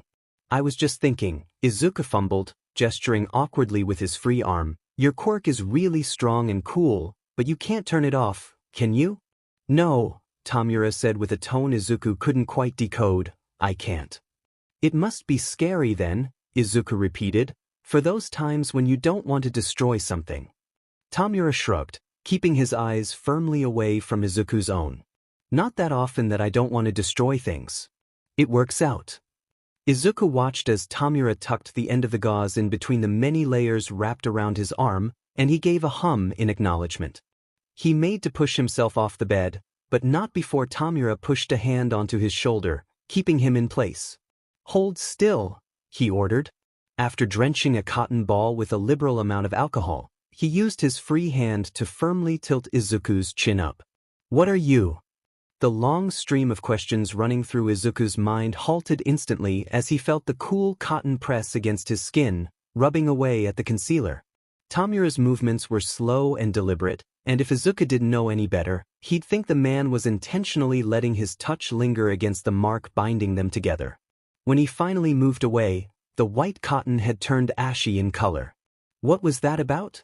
Izuku questioned as he awkwardly wrestled his shirt back on. Did the room somehow get 10 degrees warmer, or was it just him? Tamura tossed the dirted cotton ball away with a shrug. It's not like you have anyone to hide it from around here. Does it matter? Izuku was firmly of the belief that, yes, it mattered quite a bit. But he didn't know how to explain that, so he resigned to pouting about the fact as if it would fix anything. Not that it made a difference, because Tamura was quick to change the subject. You didn't get much sleep. Did you want to head back? Izuku turned his gaze to the clock off on the side of the wall. 5:13 a.m. He shrugged. I don't think it matters. I've still got a lot on my mind. Tamura watched him carefully for a moment, seeming to debate what to say. Eventually he landed on, do you want a drink? Izuku blinked. I'm 15, he said. What? No. Tamura groaned, but there was a subtle undertone of humor in it. I meant tea or something. Oh. Yeah, that sounds nice. Come on then. Tamura opened the door wide and gestured for Izuku to go ahead. I know I'm wanted dead or alive, but do you really think I'd give booze to a minor? You think so little of me? Well, Izuku paused to consider the words, dumbfounded. I mean, wouldn't you?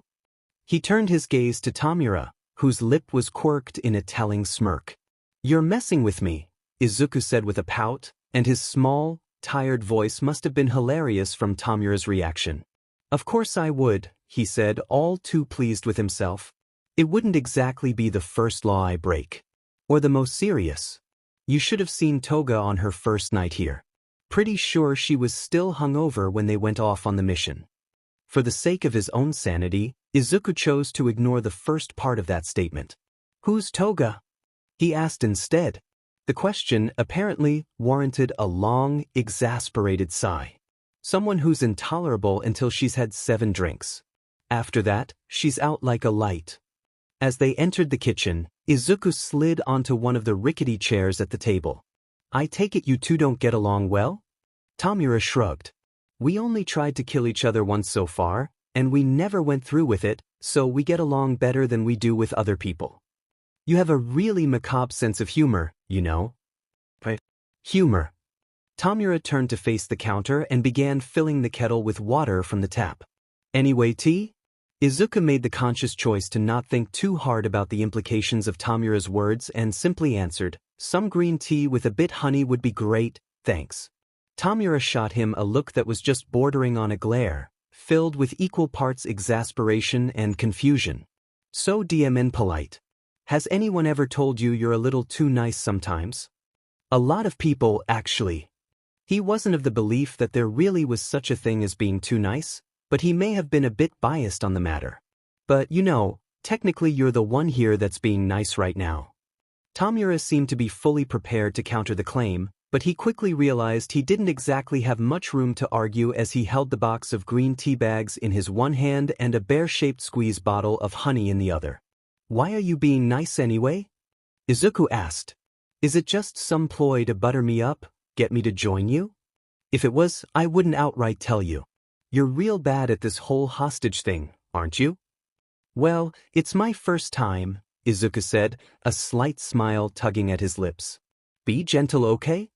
Tomura turned around to look at him with a mix of shock and amusement, and Izuku was all too pleased with the reaction. You're handling it pretty well if you're making dumb jokes like that. You still haven't answered the question though. First off, I'm not nice, Tomura stated firmly. But if I was, just now, a little kinder than you'd expect, it's because, he trailed off, pursing his lips as though he knew the exact reason, but not whether he should vocalize it or not. With a sigh, he quickly finished, I used to have nightmares that bad too. Izuku tried not to let his surprise show on his face. So he is capable of empathy, he noted, only slightly teasingly. Oh, don't look so pleased with yourself. Tomura seemed almost offended by the claim. You looked pathetic and you were about to smash the wall in with your dumb quirk, so I stepped in. It was either because Izuku was severely sleep-deprived or hopped up on painkillers, but the words that slipped from his mouth were a cheeky, my hero. Tomura looked about ready to disintegrate him right then and there, but he was luckily saved by the kettle whistling loudly and diverting the villain's attention away. The pair was silent for a while, as Tomura poured them each a mug of tea, Izuku's own with just a dollop of honey, just as he'd asked. In spite of everything, it felt strangely peaceful, sitting together in the dim light at this odd hour. Watching a known criminal so peaceful and at ease, and at the same time sharing in that comfort, left a strange feeling in Izuku's chest that he couldn't quite describe, no matter how hard he tried. On a surface level, he knew there was a long list of reasons why building a camaraderie with this man was a terrible idea, and yet he couldn't quite shake off the feeling that this was, for lack of a better word, just right. They had to have been soulmates for a reason, he figured. Does that usually happen? The question broke Izuku out of his reverie. Does what usually happen? The nightmares, Tomura answered. You were thrashing around and nearly broke the wall. Does that happen a lot? Izuku shook his head. Not really. I don't think I've ever had a nightmare that bad before. What about when you first got one for all? Izuku tilted his head. You think they're connected? Tomura shrugged. Trying to see what sticks. It triggered your quirk, so maybe that has to do with it. I know you don't have much of a handle on it yet, but has it ever gone this much out of control?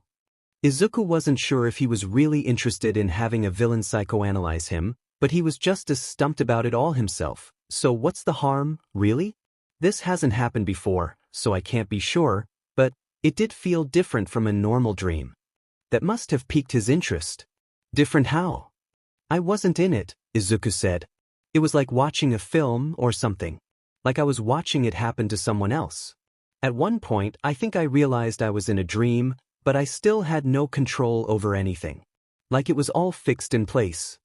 Tomura seemed to consider this for a while. Did you recognize anyone? Hard as Izuku tried to rack his brain, he couldn't quite recall the fine details, the faces of the people in his dream. All that was left was small moments and the emotions. I'm not sure, he answered. Why? One for all is a weird quirk, Tomura said, the way it links you together with the predecessors. There's a decent chance it's a lingering memory, maybe? You might be onto something there, Izuku said. I can't remember much of it, but the woman was so afraid. And so tired. Like she'd been fighting a losing battle that just wouldn't end. She was trying over and over to save someone, but she never could. I don't know if she ever did in the end. He was taken aback when he felt a prickling at the back of his eyes as they quickly grew wet with tears. He bit roughly at the inside of his mouth to keep them at bay. Did she ever save the boy? Why did he so badly need to know? Tomura seemed unaware of the miniature crisis Izuku was having as he spoke. Guess that sounds like something a hero would dream up. But it doesn't make sense, Izuku mused, and Tomura raised his brows in question.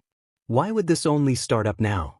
I've never had anything like this happen before. Have you been feeling that way? Like you're fighting a losing battle? Izuku mulled over the suggestion for a moment. Maybe in a way, he said. It's all really fuzzy though. Let's just hope it doesn't happen again, Tamura said, and Izuku was almost grateful until he continued, You look like sheet on 4 hours of sleep.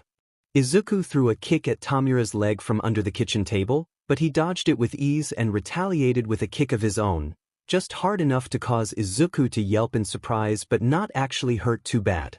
Urine butt, Izuku pouted. That's what you get for calling me nice earlier. Okay, fine, I take it back. You're the worst.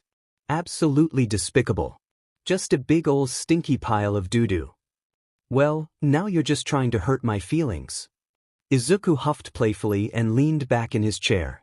There's just no pleasing you, is there? No, Tamura answered, with that smile that was growing all too familiar to Izuku. But it's fun to watch you try. It was all Izuku could do to take a long sip from his mug to hide the smile on his face. Unexpected as it may be, his stay with the League was pleasant. After finishing their tea in a comfortable silence, the two eventually began to head back to get a few extra hours of sleep. When he woke up, thankfully not from a nightmare, he was offered a hearty brunch and some coffee. Something tells me this isn't exactly very standard for a kidnapping, he joked as he set the empty mug on the bedside table. It helps that you're being cooperative, Tamura responded. How much longer do you intend on keeping me here? He asked instead. Can't promise I'll be this cooperative forever. Tamura didn't seem very keen on answering the question, instead averting the subject altogether. Would you be comfortable meeting the others today? Does it matter if I'm not? Of course it does, Tamura answered without hesitation. It'd make my job a hell of a lot harder. And here I thought you cared about me, Izuku sighed, falling back onto the bed dramatically. He braced himself for Tamura to reach out, attempt to force him up for whatever it was they had planned for him, but it never came. Instead, he felt the edge of the bed dip as Tamura sat across from where he lay. You didn't answer the question, he said. Will you come meet the others? Izuku rolled over on his side and propped his head up against the crumpled-up blankets, facing the villain. Will you tell me what this is about? I already told you. It's a recruitment effort. We can't promise you the wealth and status that come with being a hero, but we can offer you. It's more than that, Izuku said. His eyes dropped to Tamura's hand, the soul mark just barely peeking out from beneath his folded arms. Tamura seemed very keen on avoiding eye contact with Izuku, but he didn't need to follow his gaze to know what he was referring to. I'm as confused as you are, he admitted. I can't force you to join us. Don't want you to if you won't be loyal anyway. Just stay long enough until we make sense of this. It was tempting. The mark against his neck, hidden or otherwise, lingered at the back of his mind ceaselessly despite all his efforts to keep it out. Maybe he, too, needed the closure. Can I take a shower first? Of course, Tamura answered. Get up. I'll show you where the bathroom is. After what must have classified as at least the third most eventful day of his life, Izuku was thrilled to be able to finally wash off the sweat and grime that had accumulated over the past 24 hours. He'd probably wasted a third of their reservoir of hot water, but in his defense, there was a lot he needed to process, and what better time to do so than in the shower. His hair was still dripping wet when he found himself sitting back at the bar on a high stool, surrounded by 8 of the most wanted criminals in the country. They were all scattered across the room, some leaning against the walls or sitting on the couch or the floor. Tamura sat closest to him on the adjacent stool. After Izuku was acquainted with them, Tamura asked him to reach around to the remote right beside him and turn on the TV. It was a hunkered old thing, but seemed to function just fine in spite of its age. As the device flickered to life, he saw none other than 2 of his own teachers and the principal, each wearing stuffy-looking suits and surrounded by more microphones than Izuku could count. The press conference, he realized, about the attack. And consequently about him. Brutal was perhaps too kind a word to describe it. The reporters were hounding them, tearing them apart in ways Izuku had never known anyone speak of the prestigious establishment. Thinly veiled accusations of neglect, carelessness, and poor management were flung in the form of jabbing questions and angry voices. Given the circumstances, his teachers could do little more than bow their heads, admit to their shortcomings, and make promises to improve the safety precautions taken to ensure the students' protection. He was relieved to learn that he wasn't missing any school days, as teaching operations had been temporarily suspended. He was, strangely enough, a bit less relieved to learn that they were directing all manpower towards tracking and retrieving him. And of course they would be. He was supposed to be back home, with his mother, with his friends. He was supposed to be going to classes and training stupidly late into the night and passing out with a textbook over his face and a cramp in his neck. He was not supposed to be here, he reminds himself. The conference stretched on. Izuku was pleased to learn that the attack was short, and few students were hurt in the duration of it. Most were recovering well or even already out of the hospital and staying comfortably and safely at home. But not Midoriya, one reporter reminded. There were many theories and questions as to why he himself was targeted. Was there a ransom note sent? Does this have any connection to the previous encounter he's had with the League at the mall? What are the chances that the League hopes to corrupt and recruit him? That last question prompted a whole barrage of queries into the treatment of the students at the school. Perhaps the students were treated so poorly behind closed doors that the League felt they could even turn the students against their own teachers in retaliation. They cited the high expulsion rates, the exclusionary enrollment practices, even a few odd cases of UA alumni turned rogue. What were they doing to these children? Who's to say we should trust them? And so on and so forth. The questions came until the clock hit 2:25 p.m. and an abrupt closing statement was given by Principal Nizu, who spoke with all too much clarity and confidence in spite of the overall shit show they'd all been through. Suddenly, the screen went dark, and Izuku turned his head to see Tamura calmly fidgeting with the remote in his hands. Why were the heroes being criticized? He looked at Izuku as he spoke, but the words were directed to the whole group. And good thing too, because where Izuku could only fumble with his words, the others had answers at the ready. They were too slow. They practically left the students to fend for themselves. They were just plain weak and incompetent. Their one job was to protect the students, and they couldn't even do that. The criticisms came unfiltered, laced with varying degrees of rage and all too much hatred. How the students were put in unnecessary risk. How little was done in protecting them. How they all were so awful at their jobs that it was all they could do to make the students fight on their behalf. The names of his teachers and role models dragged through the mud mercilessly. Until eventually, Izuku couldn't take it anymore. How is it fair to blame them? He cried out, interrupting what Magna was just about to say.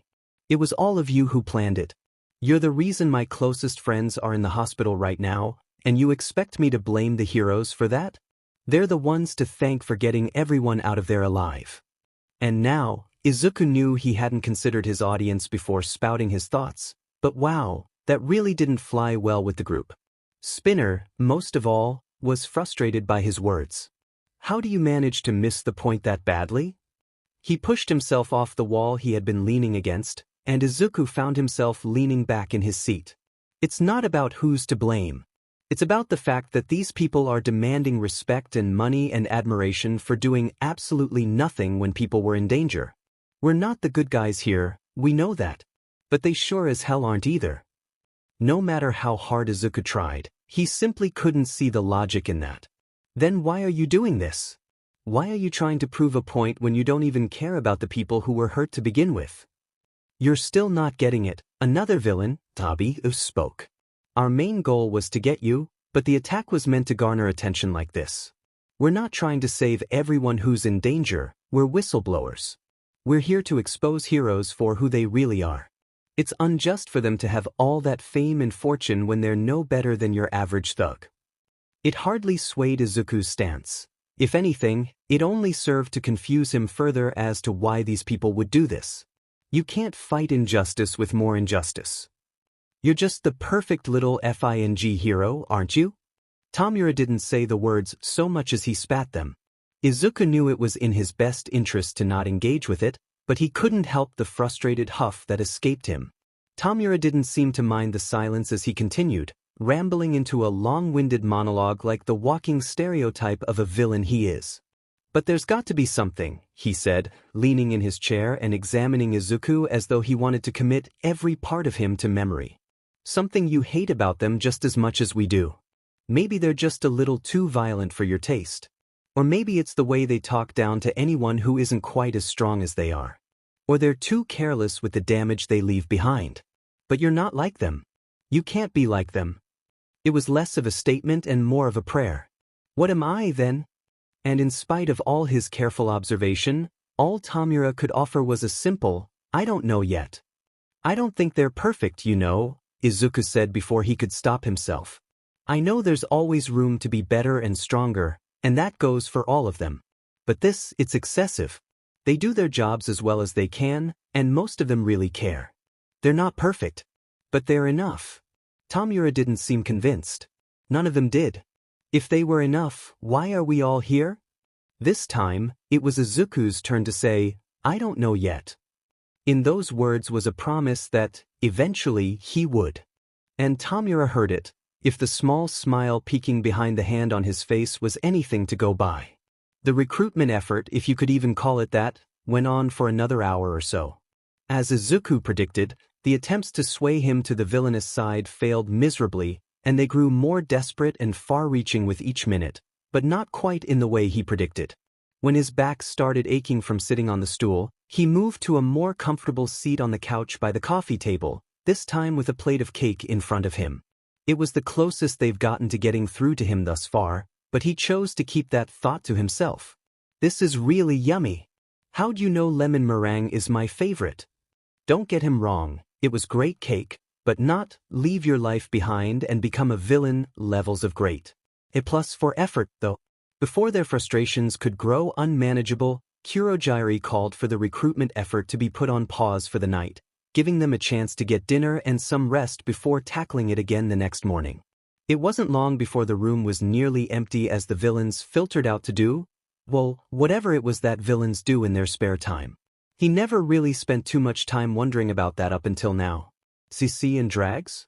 Gambling? Murder? Oh God, were they out murdering someone? His thoughts were abruptly interrupted by a bowl of fried rice being set on the table in front of him. He looked up to see both Magna and Toga beside him. Thank you, he said with a polite smile.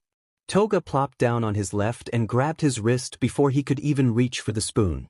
Can we paint your nails? She asked with a childish glee. Excuse me? Can we paint your nails? She repeated without missing a beat. Red nail polish would suit you. I still say green is better, Magna countered as she sat on his other side. I don't have any green though, Toga said with a pout. I think I do if I can find it. Toga bounced excitedly in her seat, shaking Izuku's hand up and down with her. Let's do it then. Izuku realized he never really gave them a proper go-ahead, but they seemed pretty keen on it, and he wasn't too opposed anyway. Right now? He asked. No, you should eat first. We're gonna be keeping an eye on you tonight, so we got plenty of time, Magna said, giving him a pat on the back. It occurred to him then just how physically affectionate many of the League members were. He realized with a start that he actually kind of liked it. The three sat together on the couch as they ate. On either side of him, Toga and Magna chatted up a storm while Izuku silently listened to their chatter. He was surprised to learn that, in spite of how close they appeared to be, they have only known each other a little over a month when Toga first joined. Magna, on the other hand, had worked with the League on and off for years now. He was hoping to get some sort of relevant intel on the villains, that maybe one or the other would slip up and mention something that could be of use, but so far all he's learned was where Dabi kept his stash of weed, that Kurogyari definitely had eyes for compress, and that one time twice nearly knocked himself unconscious when he tried to sing all the different parts of Bohemian Rhapsody and hardly took a single breath for the full 6 minutes. Somehow, very little of that information was surprising, but it was entertaining enough to hold his attention. He'd always imagined groups like this to be a sort of free-for-all, where each member only cared for themselves. As it were, they all were getting along almost as well as his own friends did, in their own weird way. He only wondered, what do you two think of Tamura? He asked as their conversation lulled for a moment. The question must have taken them aback, considering how quiet he'd been up until now, but Magna went ahead and answered, "He's a bit childish sometimes." Threw a hissy fit when Toga and Dabi joined. "Remember that?" The question was directed at Toga, and the two chuckled at the memory. Izuku distinctly recalled Tamura mentioned something about the two nearly killing each other at one point, and it dawned on him that the women were most likely talking about the same incident. Hissy fit sounded like an understatement, but it was clear the villains lived in a very different world with some very different standards. Magna went on, "But he's been different lately. More collected, I guess? And definitely more contemplative. I'm not sure if he's making more of an effort to think things through before he does something, or if he's just too conflicted to know what to do anymore." That much Izuku could see very easily. Memories from the attack on the USJ were still fresh in his mind. He recalled being surprised a man like Tamura was in charge of the whole operation to begin with, not for a lack of strength, but for a lack of organization and composure. But there was a sort of dissonance between that memory and the Tamura he was coming to know now. "He's definitely still fussy though," Toga added. "I think he and Spinner are still arguing over whether or not Spinner cheated during their last match in Mario Kart." Izuku couldn't help but chuckle at that. It certainly sounded like the sort of thing Tamura would do. "When did he start acting different?" he asked. "About a week or two ago, maybe," Magna replied, and the answer only brought with it a dozen more questions. She must have noticed his confusion as she asked, "Why?"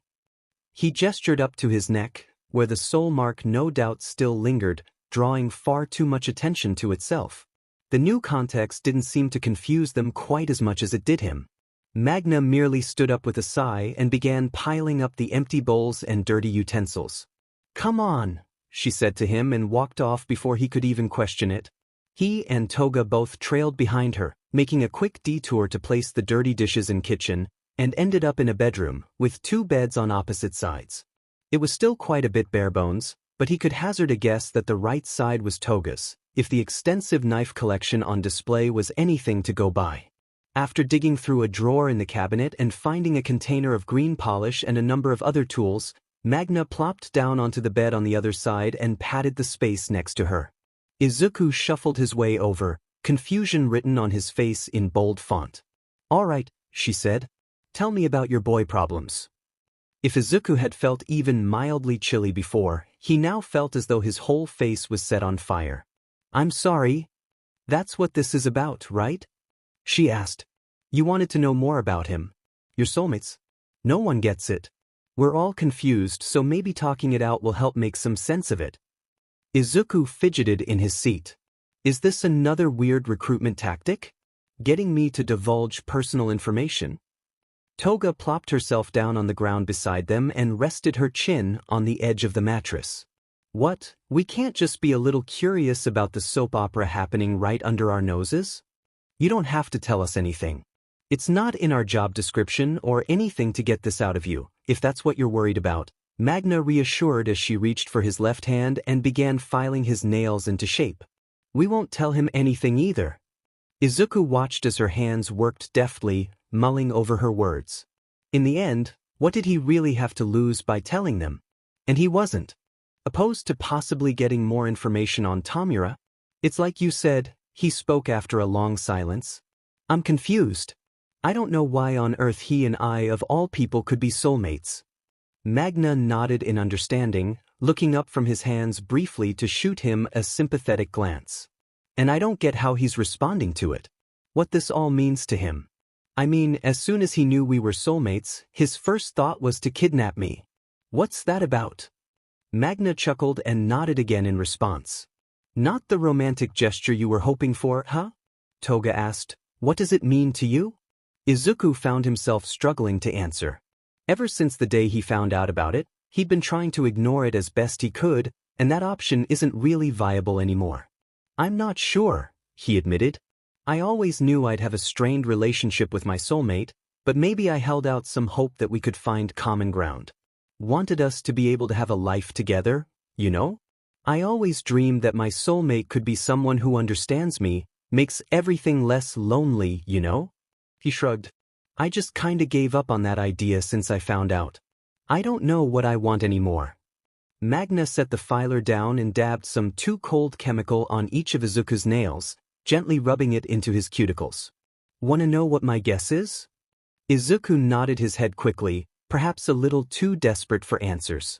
"I think he hasn't given up that hope, and seeing you already throw in the towel is just a little disheartening." The words sank like a heavy stone in Izuku's stomach, leaving him with a sense of guilt and leftover frustration at the whole situation. "He's crazy to think this is how to go about it," he said. "You all know I'm not going to join. If he really cared, why not try to meet me halfway?" "What is halfway in this situation anyway?" Toga jumped in again, asking the difficult questions. "If you're not gonna stop trying to be a hero, and there's no way he's gonna ditch the league, what's left?" No matter how much he mulled the question over, what angle he tried to look at it through, he came up empty. "I don't know," he admitted. "I know there's a reason this is all happening. There has to be.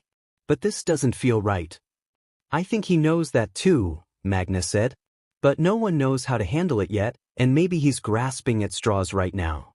If you ask me, there was already so much he was conflicted about. Adding this on top of it all must be throwing him in for a loop. Just too much on his plate, you know?"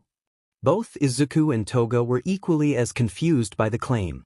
"What do you mean by that?" Toga asked.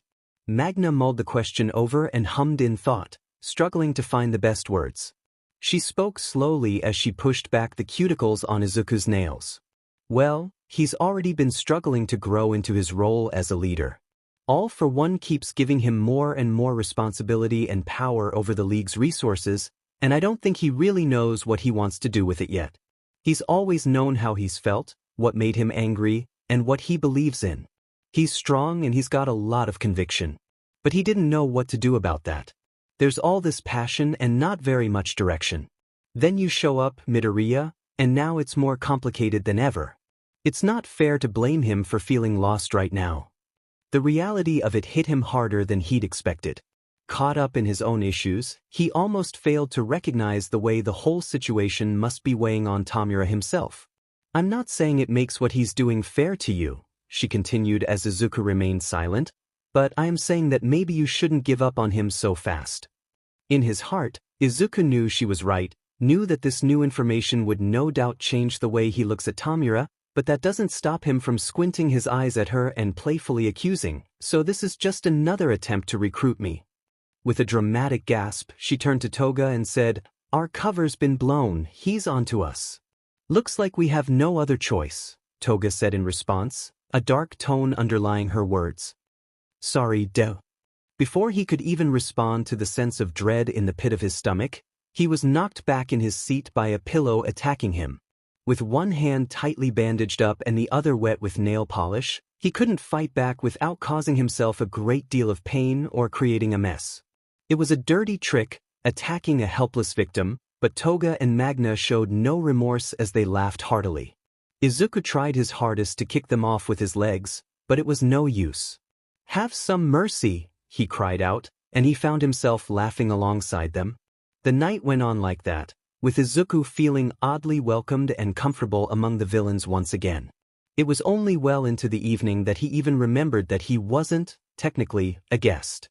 Himiko flopped down onto her bed with enough force that she bounced up on impact even against the cheap, too-stiff mattress. "I'm craving boba." "Now that you say it, that does sound good," Magna agreed. She turned to Izuku and said, "Hey, if we all go get some, you won't try to run away, right?" I'm sorry?" That was certainly not the turn he expected this to take. "Like, we'll kill you if you do, and you're a smart kid, so you wouldn't try to." She said it so nonchalantly that Izuku couldn't quite place how serious she was. "Technically we can't kill him, but I can cut the tendons in his legs if he tries to run," Himiko suggested, and Magna seemed all too pleased with the idea. "All right, perfect," she said, and hopped up from her seat to throw on a jacket. "Come on." She gestured for Izuku to follow, and he really had no clue how much say he had in the matter, so he obliged. "Wait." She stopped suddenly just before they exited the room. "Someone might recognize you," she realized, seeming terribly bothered by the idea of not being able to get bubble tea lest someone recognize their hostage. "Oh, I know." Himiko made her way to the dress and dug through it for a plain black mask. She hooked the loops behind his ears and adjusted the mask such that it covered most of his face, up to his freckles. With that, they tossed an oversized hooded jacket over his shoulders and seemed satisfied enough to start heading out. The main exit, it turns out, was the simple wooden door in the bar area. Just as Himiko propped open the door, another member that had been sitting in the room, Spinner, called out, "Hey, where are you guys taking him? Isn't he supposed to stay here?" "We're just getting some drinks," Himiko answered cheerfully. "Wanna come? And you're just taking him with you?" Spinner asked, and Izuku was glad to know he wasn't the only one confused by the situation. "Are you allowed to do that?" "No," Magna answered simply. Spinner stared for a long stretch before saying, "Cool, I'll come too." Seeing the building he was being held in from the outside was a strange experience. It was just a few blocks down from one of the busiest shopping areas in the city and seemed to blend in perfectly. Izuku wondered how many people have driven right past it, completely unaware of what was really going on inside. The whole time, Himiko hooked her arm with his own unbroken one, and he could feel the hard outline of the knife sheathed against her thigh, a constant reminder of his fate if he attempted to escape. It was an eerie feeling, left him a bit sick to his stomach, but at least he didn't get to sit with it very long, as it quickly came his turn to order at the store. Could I please have the strawberry bubble tea with half the sugar?" "Of course. That'll be 600 yen, the woman working the cash register said cheerfully. Izuku, naturally, chose this time to remember that he didn't exactly have any money to his name right now. It didn't seem to matter, though, because Magna stepped him and placed the right amount on the counter. "Thanks," he spoke on instinct. "Course you're our guest," she shrugged. I don't think that's quite the right word." She just waved a hand nonchalantly, as though the difference was irrelevant, and in that moment, Izuku found it kind of hard to argue with her. "Oh, should we get something back for Tamura?" He found himself asking and was reminded of all the times he'd been called a little too nice. It suddenly felt like quite a fitting label. "He's probably gonna flip his lid the second he realizes we let you come anyway, so we should try to butter him up," Spinner agreed. Izuku turned his head back to the menu. "He seems like a cinnamon tea with lychee kind of guy," he suggested. Magna shrugged. "Well, you are his soulmate, so you ought to know." She reached for another 600 yen and put in the order with the woman at the register. "Is that the real soulmate test?" Izuku questioned with a hint of a smile behind his mask. "Oh, absolutely. Universal fate is one thing, but if you can't even get his boba order right, what's the point?"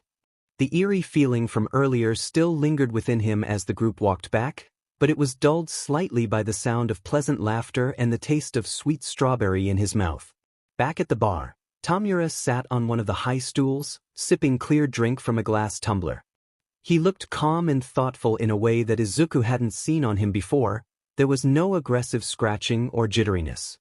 He held that same sickly pale hand that often rested on his face, staring intently at it, as if it would answer all the questions floating through his mind. He didn't get any such answers, partly because whoever that hand belonged to was long dead, but mostly because the gaggle of villains burst through the door, chattering loudly amongst themselves and startling the life out of him. He looked about ready to chew them out, but when his eyes fell on Izuku innocently sipping on his pink drink, his frustration turned near murderous. "You idiots let him out?" "We wanted boba," Himiko answered cheerily. Izuku couldn't tell if she was unable to read the room or if she simply didn't care to. Before Tamura could say anything in response, Izuku interjected hastily, "We got you some too." He fumbled with the tall plastic cup, the seal decorated with a cutesy panda sitting next to a small campfire in the woods, and miraculously managed to not drop his own drink in the process. Tamura stared at him incredulously, and Izuku really couldn't blame him because he, too, was surprised which side he was on here. Eventually, though, Tamura huffed and snatched the drink and straw from him as if the gesture was a personal offense. "You're all effing ridiculous," he muttered under his breath, and no one could really argue that. He unwrapped the straw and stabbed it straight through the little panda on the seal. "No!" Izuku cried out before he could stop himself, because he was too passionate about this issue for his own good. You're supposed to stab it somewhere else. Why would you hurt the poor panda? Watching Izuku's distress seemed to bring the man just enough joy to distract him from the anger he'd felt moments ago. What, like you're any better? You stabbed it right through his fire. Now he's gonna die of hypothermia. What kind of hero does that? Izuku looked down at his own cup with a little too much panic in his eyes for the situation to warrant and felt an overwhelming urge to get a red marker and draw in a little fire. Glad to see you two getting along. Himiko called out from the other side of the room, already halfway out the door to the hallway along with the rest of the group. Izuku hadn't even noticed them slipping past. Hey, get back here. Tomura called after them. You still have work too. He stopped himself abruptly with a groan. It was clear they were intent on leaving the two alone, and there was no point calling after them. Instead, he redirected his attention to Izuku again, studying him closely. You didn't try to run away? Even with that opening they gave you? Izuku shrugged it off, keeping his eyes pointed anywhere besides Tomura's eyes. They didn't give me much of an opening. I couldn't sneak away with all of them keeping a close eye on me, and there's no way I'd be able to get through them all in a fight without letting anyone else get hurt. At least, that was how he rationalized it in his mind. But truth be told, there was a large part of him that enjoyed spending time with them. And from the look Tomura gave him, he wondered if the man could see right through his lies. Do you like the drink? Izuku asked, quick to change the subject. Tomura took a long sip from his straw, chewed meticulously on the lychee jelly, and contemplated the taste for a long while before giving his review. It's disgusting. Izuku frowned. Oh, I'm sorry. He held out his own drink.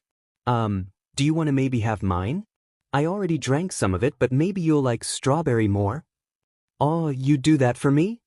Of course Tomura wore that same cheeky grin from earlier as he watched Izuku fumble with his words. You're teasing me again, Izuku whined. Oh no, not at all, Tomura insisted, entirely unconvincingly. In fact, he reached his hand out to carefully grab Izuku's cup and took a sip of it. I think I do like this one more. I don't buy that for a second. Izuku made to grab the drink back, but Tomura responded in kind by raising his hand up as high as it would go. Izuku didn't notice how much the other towered over him until he was made to hop up and grasp wildly with his unbroken arm in an attempt to grab his drink back. It needn't be reiterated, but Tomura wasn't but who took way too much joy in watching Izuku suffer, so he merely held the cup high up and laughed at the sight of Izuku on his tiptoes. Izuku would be a lot more frustrated by it if the man's laugh wasn't so contagious. Give it back, he demanded, trying and failing to hold down his own giggles. Hey now, Tomura spoke with a light-hearted, easy air, what's the magic word? You're being a butthead. Somewhere in his mind, Izuku was well aware that wasn't the most jarring insult he could throw out, and it probably was a little too tame for a wanted criminal, but it was all his mind could supply and it was accurate enough for the time being. Through his smile, Tomura feigned offense. How vulgar. What happened to the polite, kind-hearted hero that I knew? His drink was stolen and he's out for revenge. Now give it back. Only if you stop being a little brat. Izuku stopped his reaching and gave a loud groan to firmly establish that this was a cruel injustice that he did not condone, but begrudgingly complied. Please. Tomura didn't seem satisfied and kept his hand high up. Come on, you can do better than that, he said, sounding somewhere between encouraging and condescending. Izuku bit back the second groan that threatened to fall from his mouth, because he's been under a lot of stress lately and a nice sugary drink sounded really nice right about now. So, for purely selfish reasons, he schooled his expression and looked up at Tomura with big doe eyes that he'd been told on multiple occasions were impossible to say no to. Please, Tomura? It must not have been enough, because Tomura simply stared at him with a slack jaw and an expression that Izuku couldn't place. Izuku waved a hand in front of the man's eyes. Tomura? Is that a no? The question seemed to snap him out of his daze with a start, and if he hadn't looked away so quickly, Izuku could have sworn he'd noticed a faint blush on his face. Regardless, he got his drink back for what it was worth. Thank you, he said politely, even though it was his own drink to begin with. He watched as the man made his way to the bar counter, scratching absent-mindedly at the skin of his neck. "You should probably catch up with Toga and Magna," Tomura said, his tone shaky and the slightest bit nervous as he replaced the pale, stiff hand back on his face. "I will," Izuku said, even as he lingered behind. "But first," he decided to test his luck, "can I ask you something?" Tomura seemed taken aback at the sudden change in his tone. "You just did." It wasn't a no, so he went ahead anyway. "You said you wanted to know what gets under my skin. That it's the key to getting me to join you." "Yeah, and?" "Well, what is it for you?" Tomura was caught off guard by the question that Izuku had assumed to be a natural thing to wonder by now. "Does it matter? How else are we going to make sense of this with only half the story?" Tomura didn't seem pleased about the direction the conversation had taken, but it wasn't like he could argue that point. "It'd be easier to name the sheet that doesn't get under my skin. So far, it's all for one, Kurogiri on a good day, and that strawberry boba you're so selfishly keeping to yourself. That answer your question?" "Not really, but it certainly goes to show how short a fuse the man has. And how tightly closed off he was." Izuku, reckless as ever, probed further. It was only fair, after they spent a whole 3 hours attempting to pick his brain. "What about me?" he asked. "I get under your skin?" Tomura huffed, as if it was the most obvious thing in the world. "Don't even get me started on you." The words stung, strangely enough. "Here I thought we were becoming friends," Izuku admitted. "That," Tomura pointed, like Izuku hit the nail right on the head, "that right there is the problem. I actually like you. And I hate it. People like you are everything I hate in the world, so why the hell do I like you?" Izuku took a wild guess. "'Cause I'm nice." Tomura didn't seem convinced by it. "Nice people also get under my skin." Izuku wanted to be patient and understanding, but he was simply at a loss. "But why do you get so set off about the fact that I care about people?" "About you," he wanted to add, but held the words back. "Because you don't," Tomura exclaimed. How can you sit there and call yourself a hero, go through all their bullshit training, talk with them every goddamn day, and still not realize how scummy they all are? How can you honestly believe that they can do no wrong? They don't give a shit about protecting people. Either you're too dumb to see it, or you're lying to yourself and don't care any more than they do. I don't know which one pisses me off more." If Izuku were a more volatile person, he may have given in to the temptation to throw a punch at the man's jaw. Might have raised his voice, defended himself, questioned what a villain would know about such things. But he couldn't dare to lose his chance at understanding. He needed to know. They both did. "I didn't ask for a lecture," he said instead. "I asked about you." The words must have thrown Tomura in for a loop, because the frustration that had been steadily building seemed to dissipate in an instant. "If people like you really cared," he spoke, "then none of us would be here." And as Tomura peered at him behind the pale hand covering his face, Izuku finally recognized it. That silent cry for help in his eyes. It was different from the other times he'd seen it. It was not the look of fear in the moment someone stared into the eyes of death. It was a pain that had been building for many, many years. But it made no difference.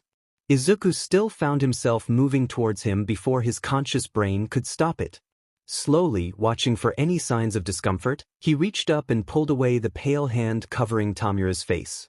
He didn't fight back. Didn't resist it. Just watched, seeming equal parts confused and distraught, like the very notion that Izuku cared for him tilted his world on its axis. "Tell me that. Why you're here." Izuku needed to know, for his sake and for Tomura's. Izuku waited patiently for him to find the words. "I think you should go meet with the others," Tomura said, gently pulling the hand away from Izuku and replacing it onto his face. "I'll see you tomorrow morning." And with that, he backed up and made his way to the opposite hallway. Izuku, done pushing his luck for the day, sighed and grabbed his drink that he'd left on the counter. "Before you go," he called, "be honest. Do you like the drink or not?" Tomura huffed a small laugh and took a long sip of the cinnamon tea. "It's good," he answered. "Thanks."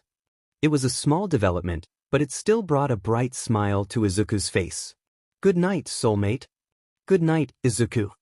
When Izuku opened his eyes, he knew he was not truly awake. He was not at home, nor at the League's base. He was nowhere. As far as his eyes could see, there was a white nothingness stretching endlessly. It wrapped all around him at every corner of the world, even the ground beneath him where he lay. But it felt solid enough, supportive enough, and comfortable enough, so he merely shut his eyes again without a care. Calm was a feeling he had quickly forgotten amidst all the chaos. The past few months had been nothing but one disaster after another. He'd known for a long time now that he was standing at the precipice of change, that things would never be the same anymore. That was a comforting thought once, but now the uncertainty haunted him. Even his sleep had been restless at best and filled with terrors at worst. But here, in the endless expanse of this void, he felt at ease, as though he was finally allowed a moment of rest. "Excuse me," a voice called out from above him. He opened his eyes once again to see a woman, wearing what looked to be a hero costume, a dark bodysuit, with a hooded white cape held in place around her shoulders with a golden clasp. She looked familiar, but he couldn't quite place why. Maybe it was her smile, or the dark beauty mark just at the corner of her lip. He knew he'd never met this woman, but something about her presence felt like visiting an old friend after decades of being apart. He gave her a wave in greeting. She waved back. "Mind if I join you?" she asked. He gestured to the spot beside him. She gave a nod of her head in thanks. Before she lay beside him, she unclasped her cape, letting it fall to the ground. The metal chain rattled pleasantly as it fell. "You're the woman from my dream last night," he said. He remembered only few snatches of it, but her voice was one of the few things he recalled with perfect clarity. "I am," she confirmed. "Am I dreaming again?" "You're asleep," she said, "but no. You're not dreaming." Her statement, logically, didn't make very much sense, but he understood nonetheless. "Why did you show me those things?" "I didn't mean to," she said, her smile faltering for a moment. "The memories came flooding in, and I couldn't stop them. I'm sorry. It must have been overwhelming." "You don't have to apologize," he said. "I imagine it was more overwhelming for you to live through them." It brought a knowing smile back to her face. "You've always been an empathetic one, Izuku." "How do you know my name?" he asked. "Same reason that you know mine." Izuku blinked, caught off guard by the odd statement, but he quickly realized that it was indeed true. "You're Nana Shimura," he said, "the seventh holder of One for All." Suddenly, the world around them felt much more solid as the pieces fell into place in his mind. "It's nice to properly meet you after all this time, Deku," she said. A smile tugged at her lips, but it looked weary, like she was smiling more out of habit than anything. "Watching you has been interesting, to say the least." She made no effort to hide her glance down to his scarred-up arms. Izuku pouted at the gentle teasing, but even he couldn't help but chuckle inwardly at himself. "I can't tell if you mean that as an insult or a compliment." "It's nostalgia more than anything," she said. "We were all a little too reckless as rookies. Maybe we never really stop, just get good enough at the job that people think we know what we're doing, even when we make stupid, risky decisions." Izuku found it hard to believe that All Might and his own predecessor didn't know what they were doing, but maybe that only goes to show how far along he's got to go. "Can I ask," he began, fighting back the uncertainty in his tone, "those memories, meeting me here, why is it only happening now?" "The connection was always there," she said. "You've always felt it, deep down, but we've all chosen to keep our distance for some time. Let you grow into your own hero before we interfere in any way." But he was not there yet, and he knew that. He still had leagues to go before he could consider himself worthy of being called a real hero. "What's changed then? Can I give you the long version?" She asked the question out of politeness, but Izuku knew that she needed to say it, and she knew that he needed to hear it. He nodded his head. "When I found out I was pregnant," she said, "I didn't want to keep the baby." It was, without a doubt, the last thing he would have expected. His shock must have shown on his face, judging by the chuckle she gave. It was a bittersweet sound. "I never made him or anyone ever feel that way, but it's true. I spoke with my agent and tried everything in my power to keep it under wraps until I could get the apn. But word got out, and once it did, it wasn't a personal decision anymore. It was a PR decision, and too much rested on my shoulders. I could either be known as a superhero mom, or I could be the hero who killed her own baby. She spoke with little emotion in her tone, as though time has numbed her to the harshness of it. Izuku wanted to interject, say that it wasn't her fault, that she was not a bad person, that her choice should be respected, but he stopped himself. No matter how awful it was, it happened and it was over. There was nothing he could do to change that reality. Nothing but listen to her now. So I had him, she went on. And don't get me wrong, I loved him with everything I had. But I still regretted it. Not because he wasn't perfect, but because he was and I wasn't. I couldn't commit nearly as much to my work as before, and all the villains in my city knew that. I forced too much on Toshinori too early in his training because I couldn't juggle it all. And I couldn't keep Kotaro safe. I needed to be a great hero, a great mentor, and a great mother, and I ended up terrible at all three. Izuku knew that to be untrue. The way All Might sang her praises like she held up the world with one hand was a testament to that. Under her circumstances, anyone would crumble. But she carried on with a grace and resilience that Izuku dreamed to have. Something told him that she didn't need to hear that, though. After his father was killed, I couldn't handle it anymore. He'd already lost his childhood because of me, and then he lost his dad. I couldn't risk him losing any more. So I put him up for adoption and moved to a whole other city.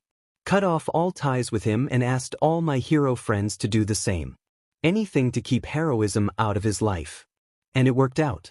He'd moved on to lead a totally different life. I did everything in my power to make sure he would be untraceable by any villain trying to get at me. And that was the last of it. I never saw my son since he was 13. But I cheated a little. Asked a close friend to keep an eye on him from a distance. They would check in every few years, at least for as long as I was alive. He had a good job, a nice house, a loving wife. And he had. Her voice trailed on, then as she bit her lip and took a shaky breath. He had a son, she said. Named him Tenko. But that's not the name you know him by. In that moment, it became abundantly clear why she looked so familiar. It wasn't that he saw her face on a piece of vintage hero merch, or an old photograph at Gran Torino's house. You're Tamura's grandmother. It was not a question so much as an attempt to let the information process in his mind. I'm sorry to dump it all on you so soon, she said. You're still so young. God, the most you should be doing right now is chasing after a purse snatcher. Izuku shook his head. He didn't need an apology, knew this was crucial for him to know, and keeping secrets would do him no good. What he needed was answers. What happened to him? How could so much change so quickly? I don't know, she answered, like the words hurt to say. What can I do? He asked, and it sounded far too much like a cry for help. How can I fix this? And much to his dismay, she could only shrug her shoulders and sigh in defeat. I don't know, she repeated. I don't know even what I'm asking of you. He's gone down a path that neither of us have ever had to face, and I'm terrified that he's gone too far to ever come back. All I know is that the kind of hero I tried to be wasn't enough to reach him. Maybe what I'm asking you is to be a different kind of hero. A different kind of hero? Izuku had never considered there to be such a thing. There were villains, and there were heroes, and there were the civilians they saved. But suddenly the lines blurred, and all he's left with was a sinking feeling in his chest and the lingering fear that, no matter what he chooses to do, someone will be hurt in the process. I'm sorry, Izuku, she said again, and Izuku understood all the weight behind those words. Try as he did, he couldn't force out any words in response. The words were stuck in his throat as he tried to force down the sob that tried to force its way out. Izuku! She tried again, sounding more concerned with each passing moment. The emptiness of the void in which they lay was no longer comforting. It felt like a prison. Not the kind that cages one in a confined space, but the kind that he could run through for the rest of his life and still never escape. Izuku! Izuku! When he finally managed to pry his eyes open, he found himself no longer in the endless white void, but rather in a dimly lit, clustered room, with the figure of Toga kneeling beside his bed. In the dark, he couldn't make out the look on her face, but he could tell from her hushed voice that she was concerned for him.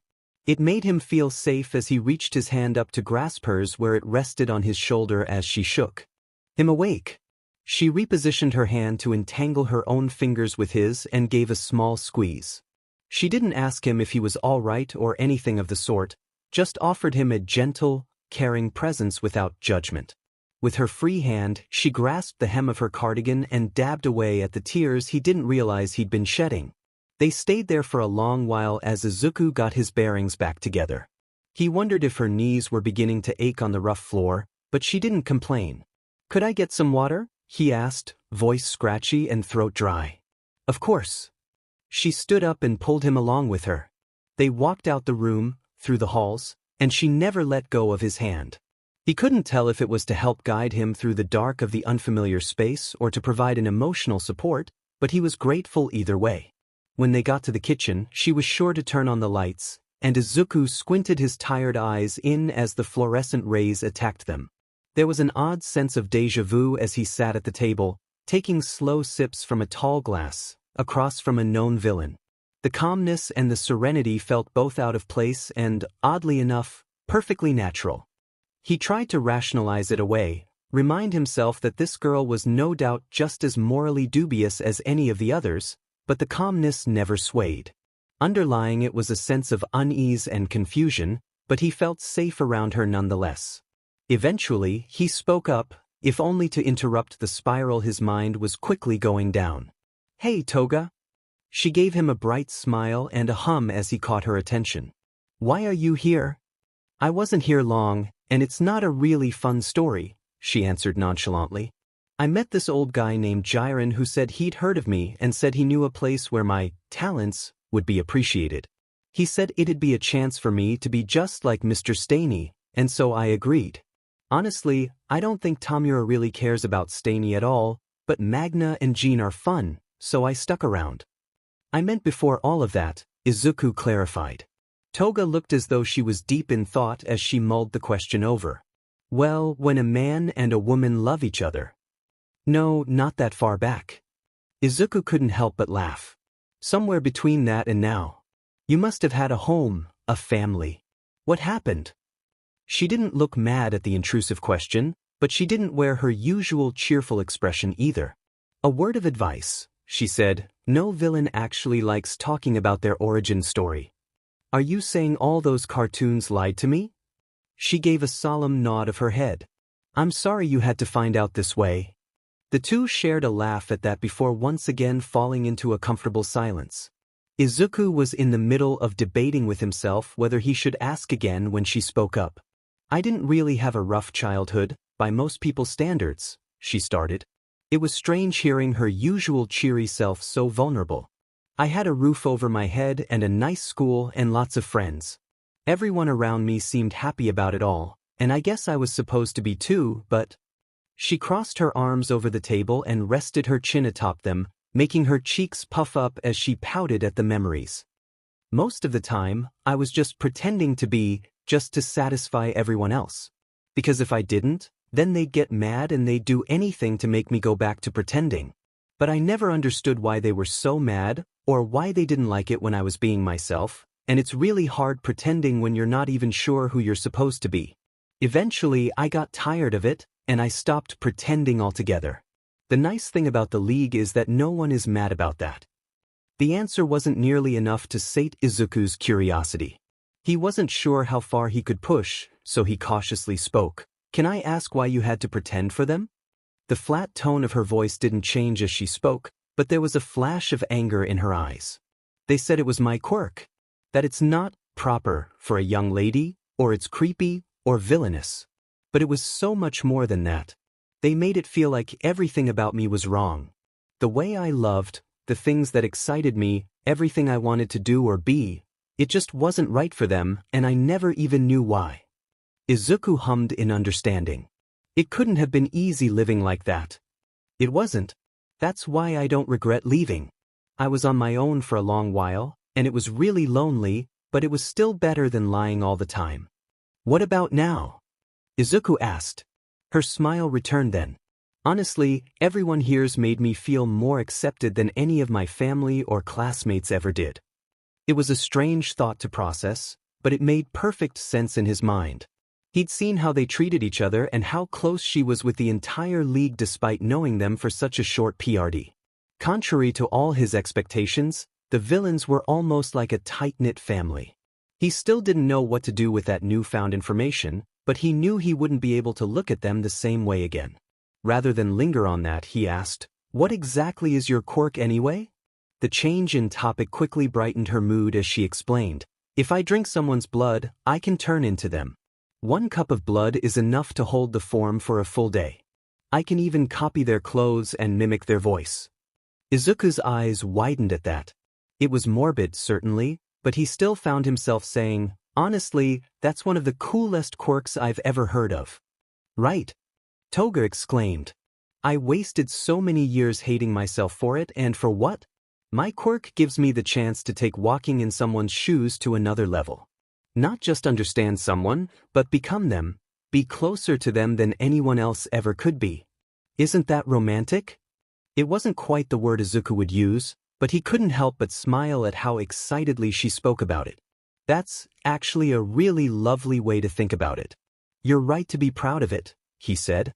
"I'm sorry people made it so hard to realize that." Her smile never faltered, but hearing the words brought a melancholy look to her eyes. "You know, Izuku," she spoke, voice barely above a whisper, "I wish I'd met you earlier. I think we would have been really good friends. Could have saved me a lot of pain." Could he really? Was that enough to change the course of one's life so drastically? Was the line between the scared schoolgirl and the villain before him just one act of kindness?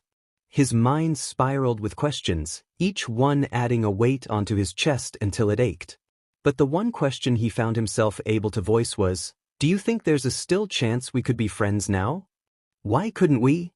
There were approximately 1,000,000 reasons for that, but she spoke with such conviction that he couldn't even bring himself to list even one. Taking his silence as agreement, she held up a pinky to him. "Let's make up for lost time then. Friends." He smiled and allowed her carefree attitude to draw him in as he hooked his own pinky to hers. "Friends," he said. Time flew by faster than they had expected, and soon it was too early in the morning for anyone else to be awake, but too late to justify going back to bed. So, instead, they opted to just chat and goof off in the kitchen.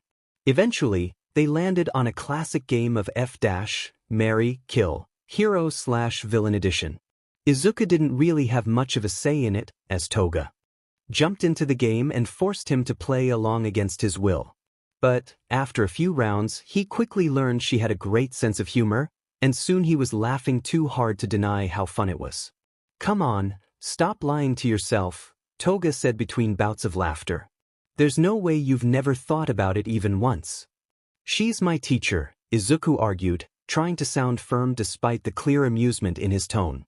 It only backfired on him as Toga waggled her eyebrows and said, "And doesn't that just open up so many possibilities?" "Stop," Izuku exclaimed loudly to drown out her voice. "New ground rule, no mentioning my teachers in this. I'd like to still be able to look them in the eye after this." Toga eloquently expressed her disagreement by blowing a raspberry right in his face, but she conceded regardless. "Fine. But, just for the record, I would personally F Midnight without hesitation, because I know for a fact that her strap game is unmatched." Izuku couldn't make any argument against that, but he didn't want to linger on the subject for any longer lest he accidentally scar himself. "Noted. Can you just pick someone else now?" "Okay." Toga's eyes wandered as she thought long and hard about a different option for the round. He could see the exact moment her face lit up when the idea popped in her head, and he felt a sense of dread upon seeing the mischievous look she gave him. "Okay, I got it. Pandora, Kamui Woods, or Tamura." God, how is that even worse? Before Izuku could complain, she piped up, "No take-backs. I already suched it once, so stop pushing your luck." Despite his pout and pleading eyes, she didn't budge, and after a few seconds, he accepted his defeat. "Fine. Kill Pandora, I guess." It was the easiest option. She was a known villain that had been causing all sorts of trouble in the last few years. The real hard part. For Tamura, he mused, I guess he's universe approved for me, so marriage should the right choice. Right? He said the words with some uncertainty, but the more thought he gave it, the more it made sense. Besides, he continued, he is admittedly really fun to hang out with, even when he's being mean. He teases me all the time and it should be annoying, but I kind of like it. He gets this obnoxious smile whenever he does it, and it's honestly too contagious to be hate. But he still manages to be really sweet when it matters, whether he'd admit it or not, and he's easier to talk to than I ever would have expected. Weirdly enough, it feels safe being with him. And it'd be nice getting to know him better. Izuku blinked as he caught himself rambling. He hadn't even realized how many reasons he had to want to spend more time with Tamura. Toga seemed equally as surprised, albeit much more happy about it. I didn't know you two were that close. He wanted to deny it because they definitely weren't that close. But he couldn't bring himself to do so, because he wanted them to be that close. The realization hit him harder than any villain he'd ever fought. Rather than face the mountain of emotions that brought up, he simply shrugged and said, not like it matters one way or the other. She nodded in agreement, despite not looking too happy about it. Fair enough. That's why I honestly expected you to choose to sleep with him, no strings attached. Sounds like a lot less work. Before he could stop the words from coming out, Izuku said, well, that does sound nice too. His hand flew up to cover his mouth, and he dropped his forehead to the surface of the table to avoid making eye contact with Toga as she laughed her heart out at his accidental confession. While Izuku was spiraling with questions about the nature of his relationship with his soulmate, and what he wanted the nature of their relationship to be, Toga seemed all too proud of herself for pushing the answer out of him. I'm so glad you've finally stopped denying it. You're so clearly into him. This conversation stays between us, Izuku demanded, despite the nervous tremor in his voice.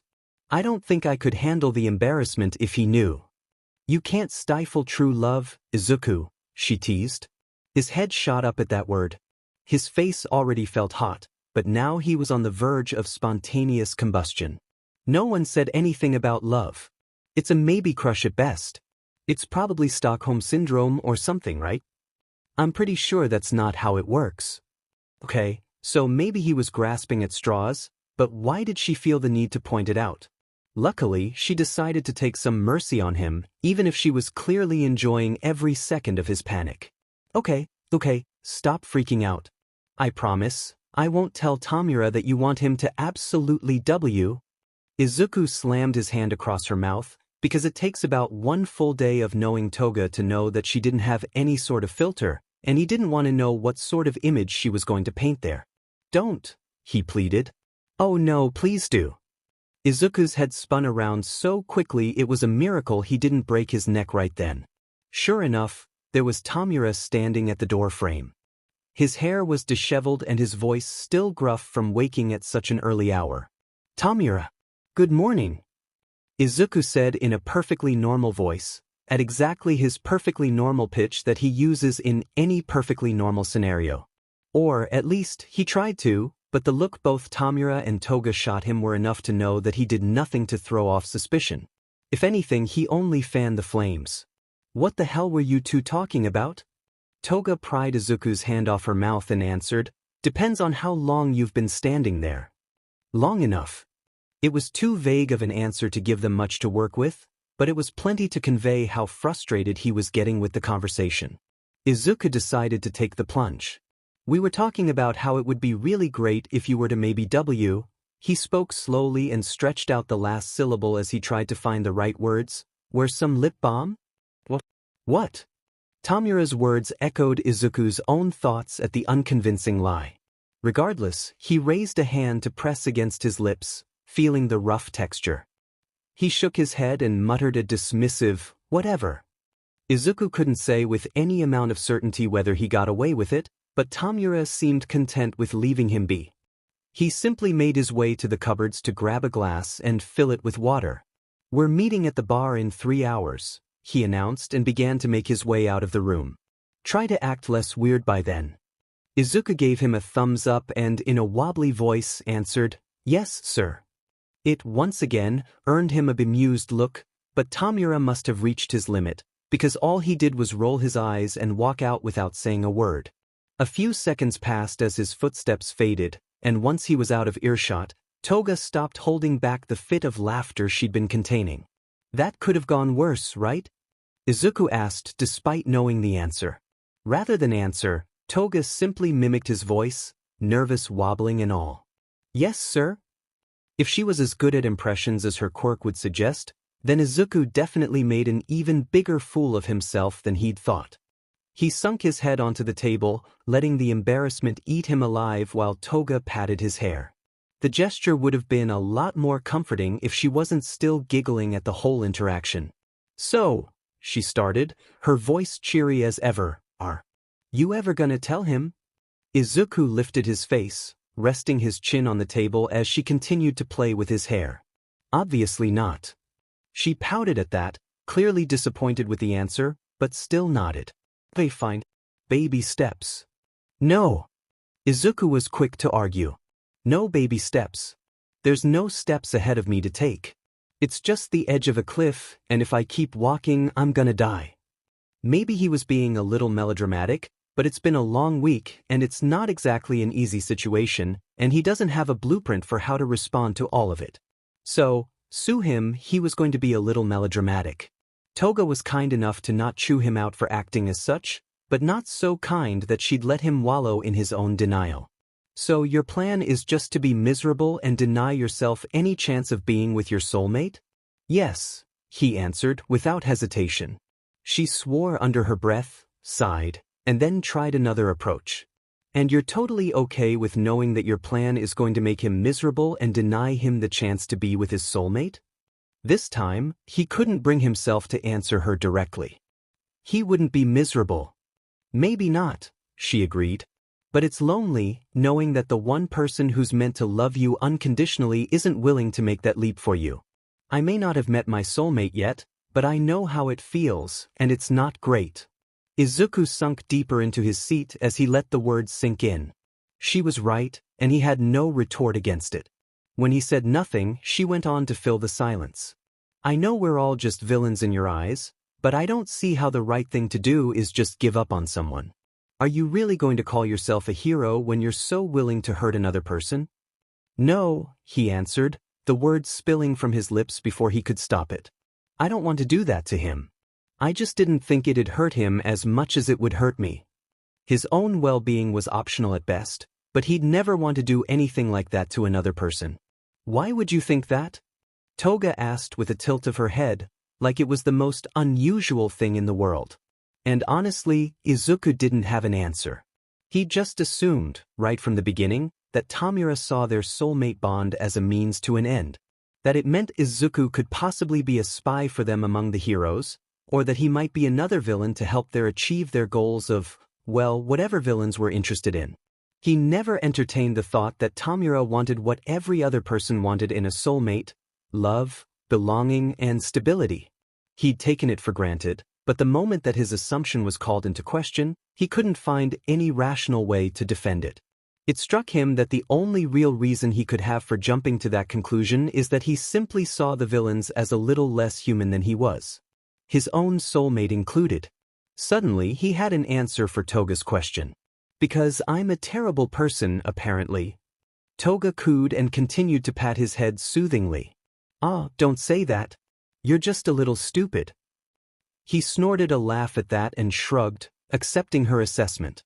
Fair enough. He found himself thinking back to the dream he'd had earlier in the night. In Toga's company, he'd managed to stop thinking about it, but the memory of it was crystal clear in his mind. The questions muddled his thoughts, still unanswered and still weighing on his chest. He didn't know what kind of hero he needed to be, or even if it was possible to fix the mess they'd found themselves in. But, at the very least, he knew what the next step was, and he was willing to take it.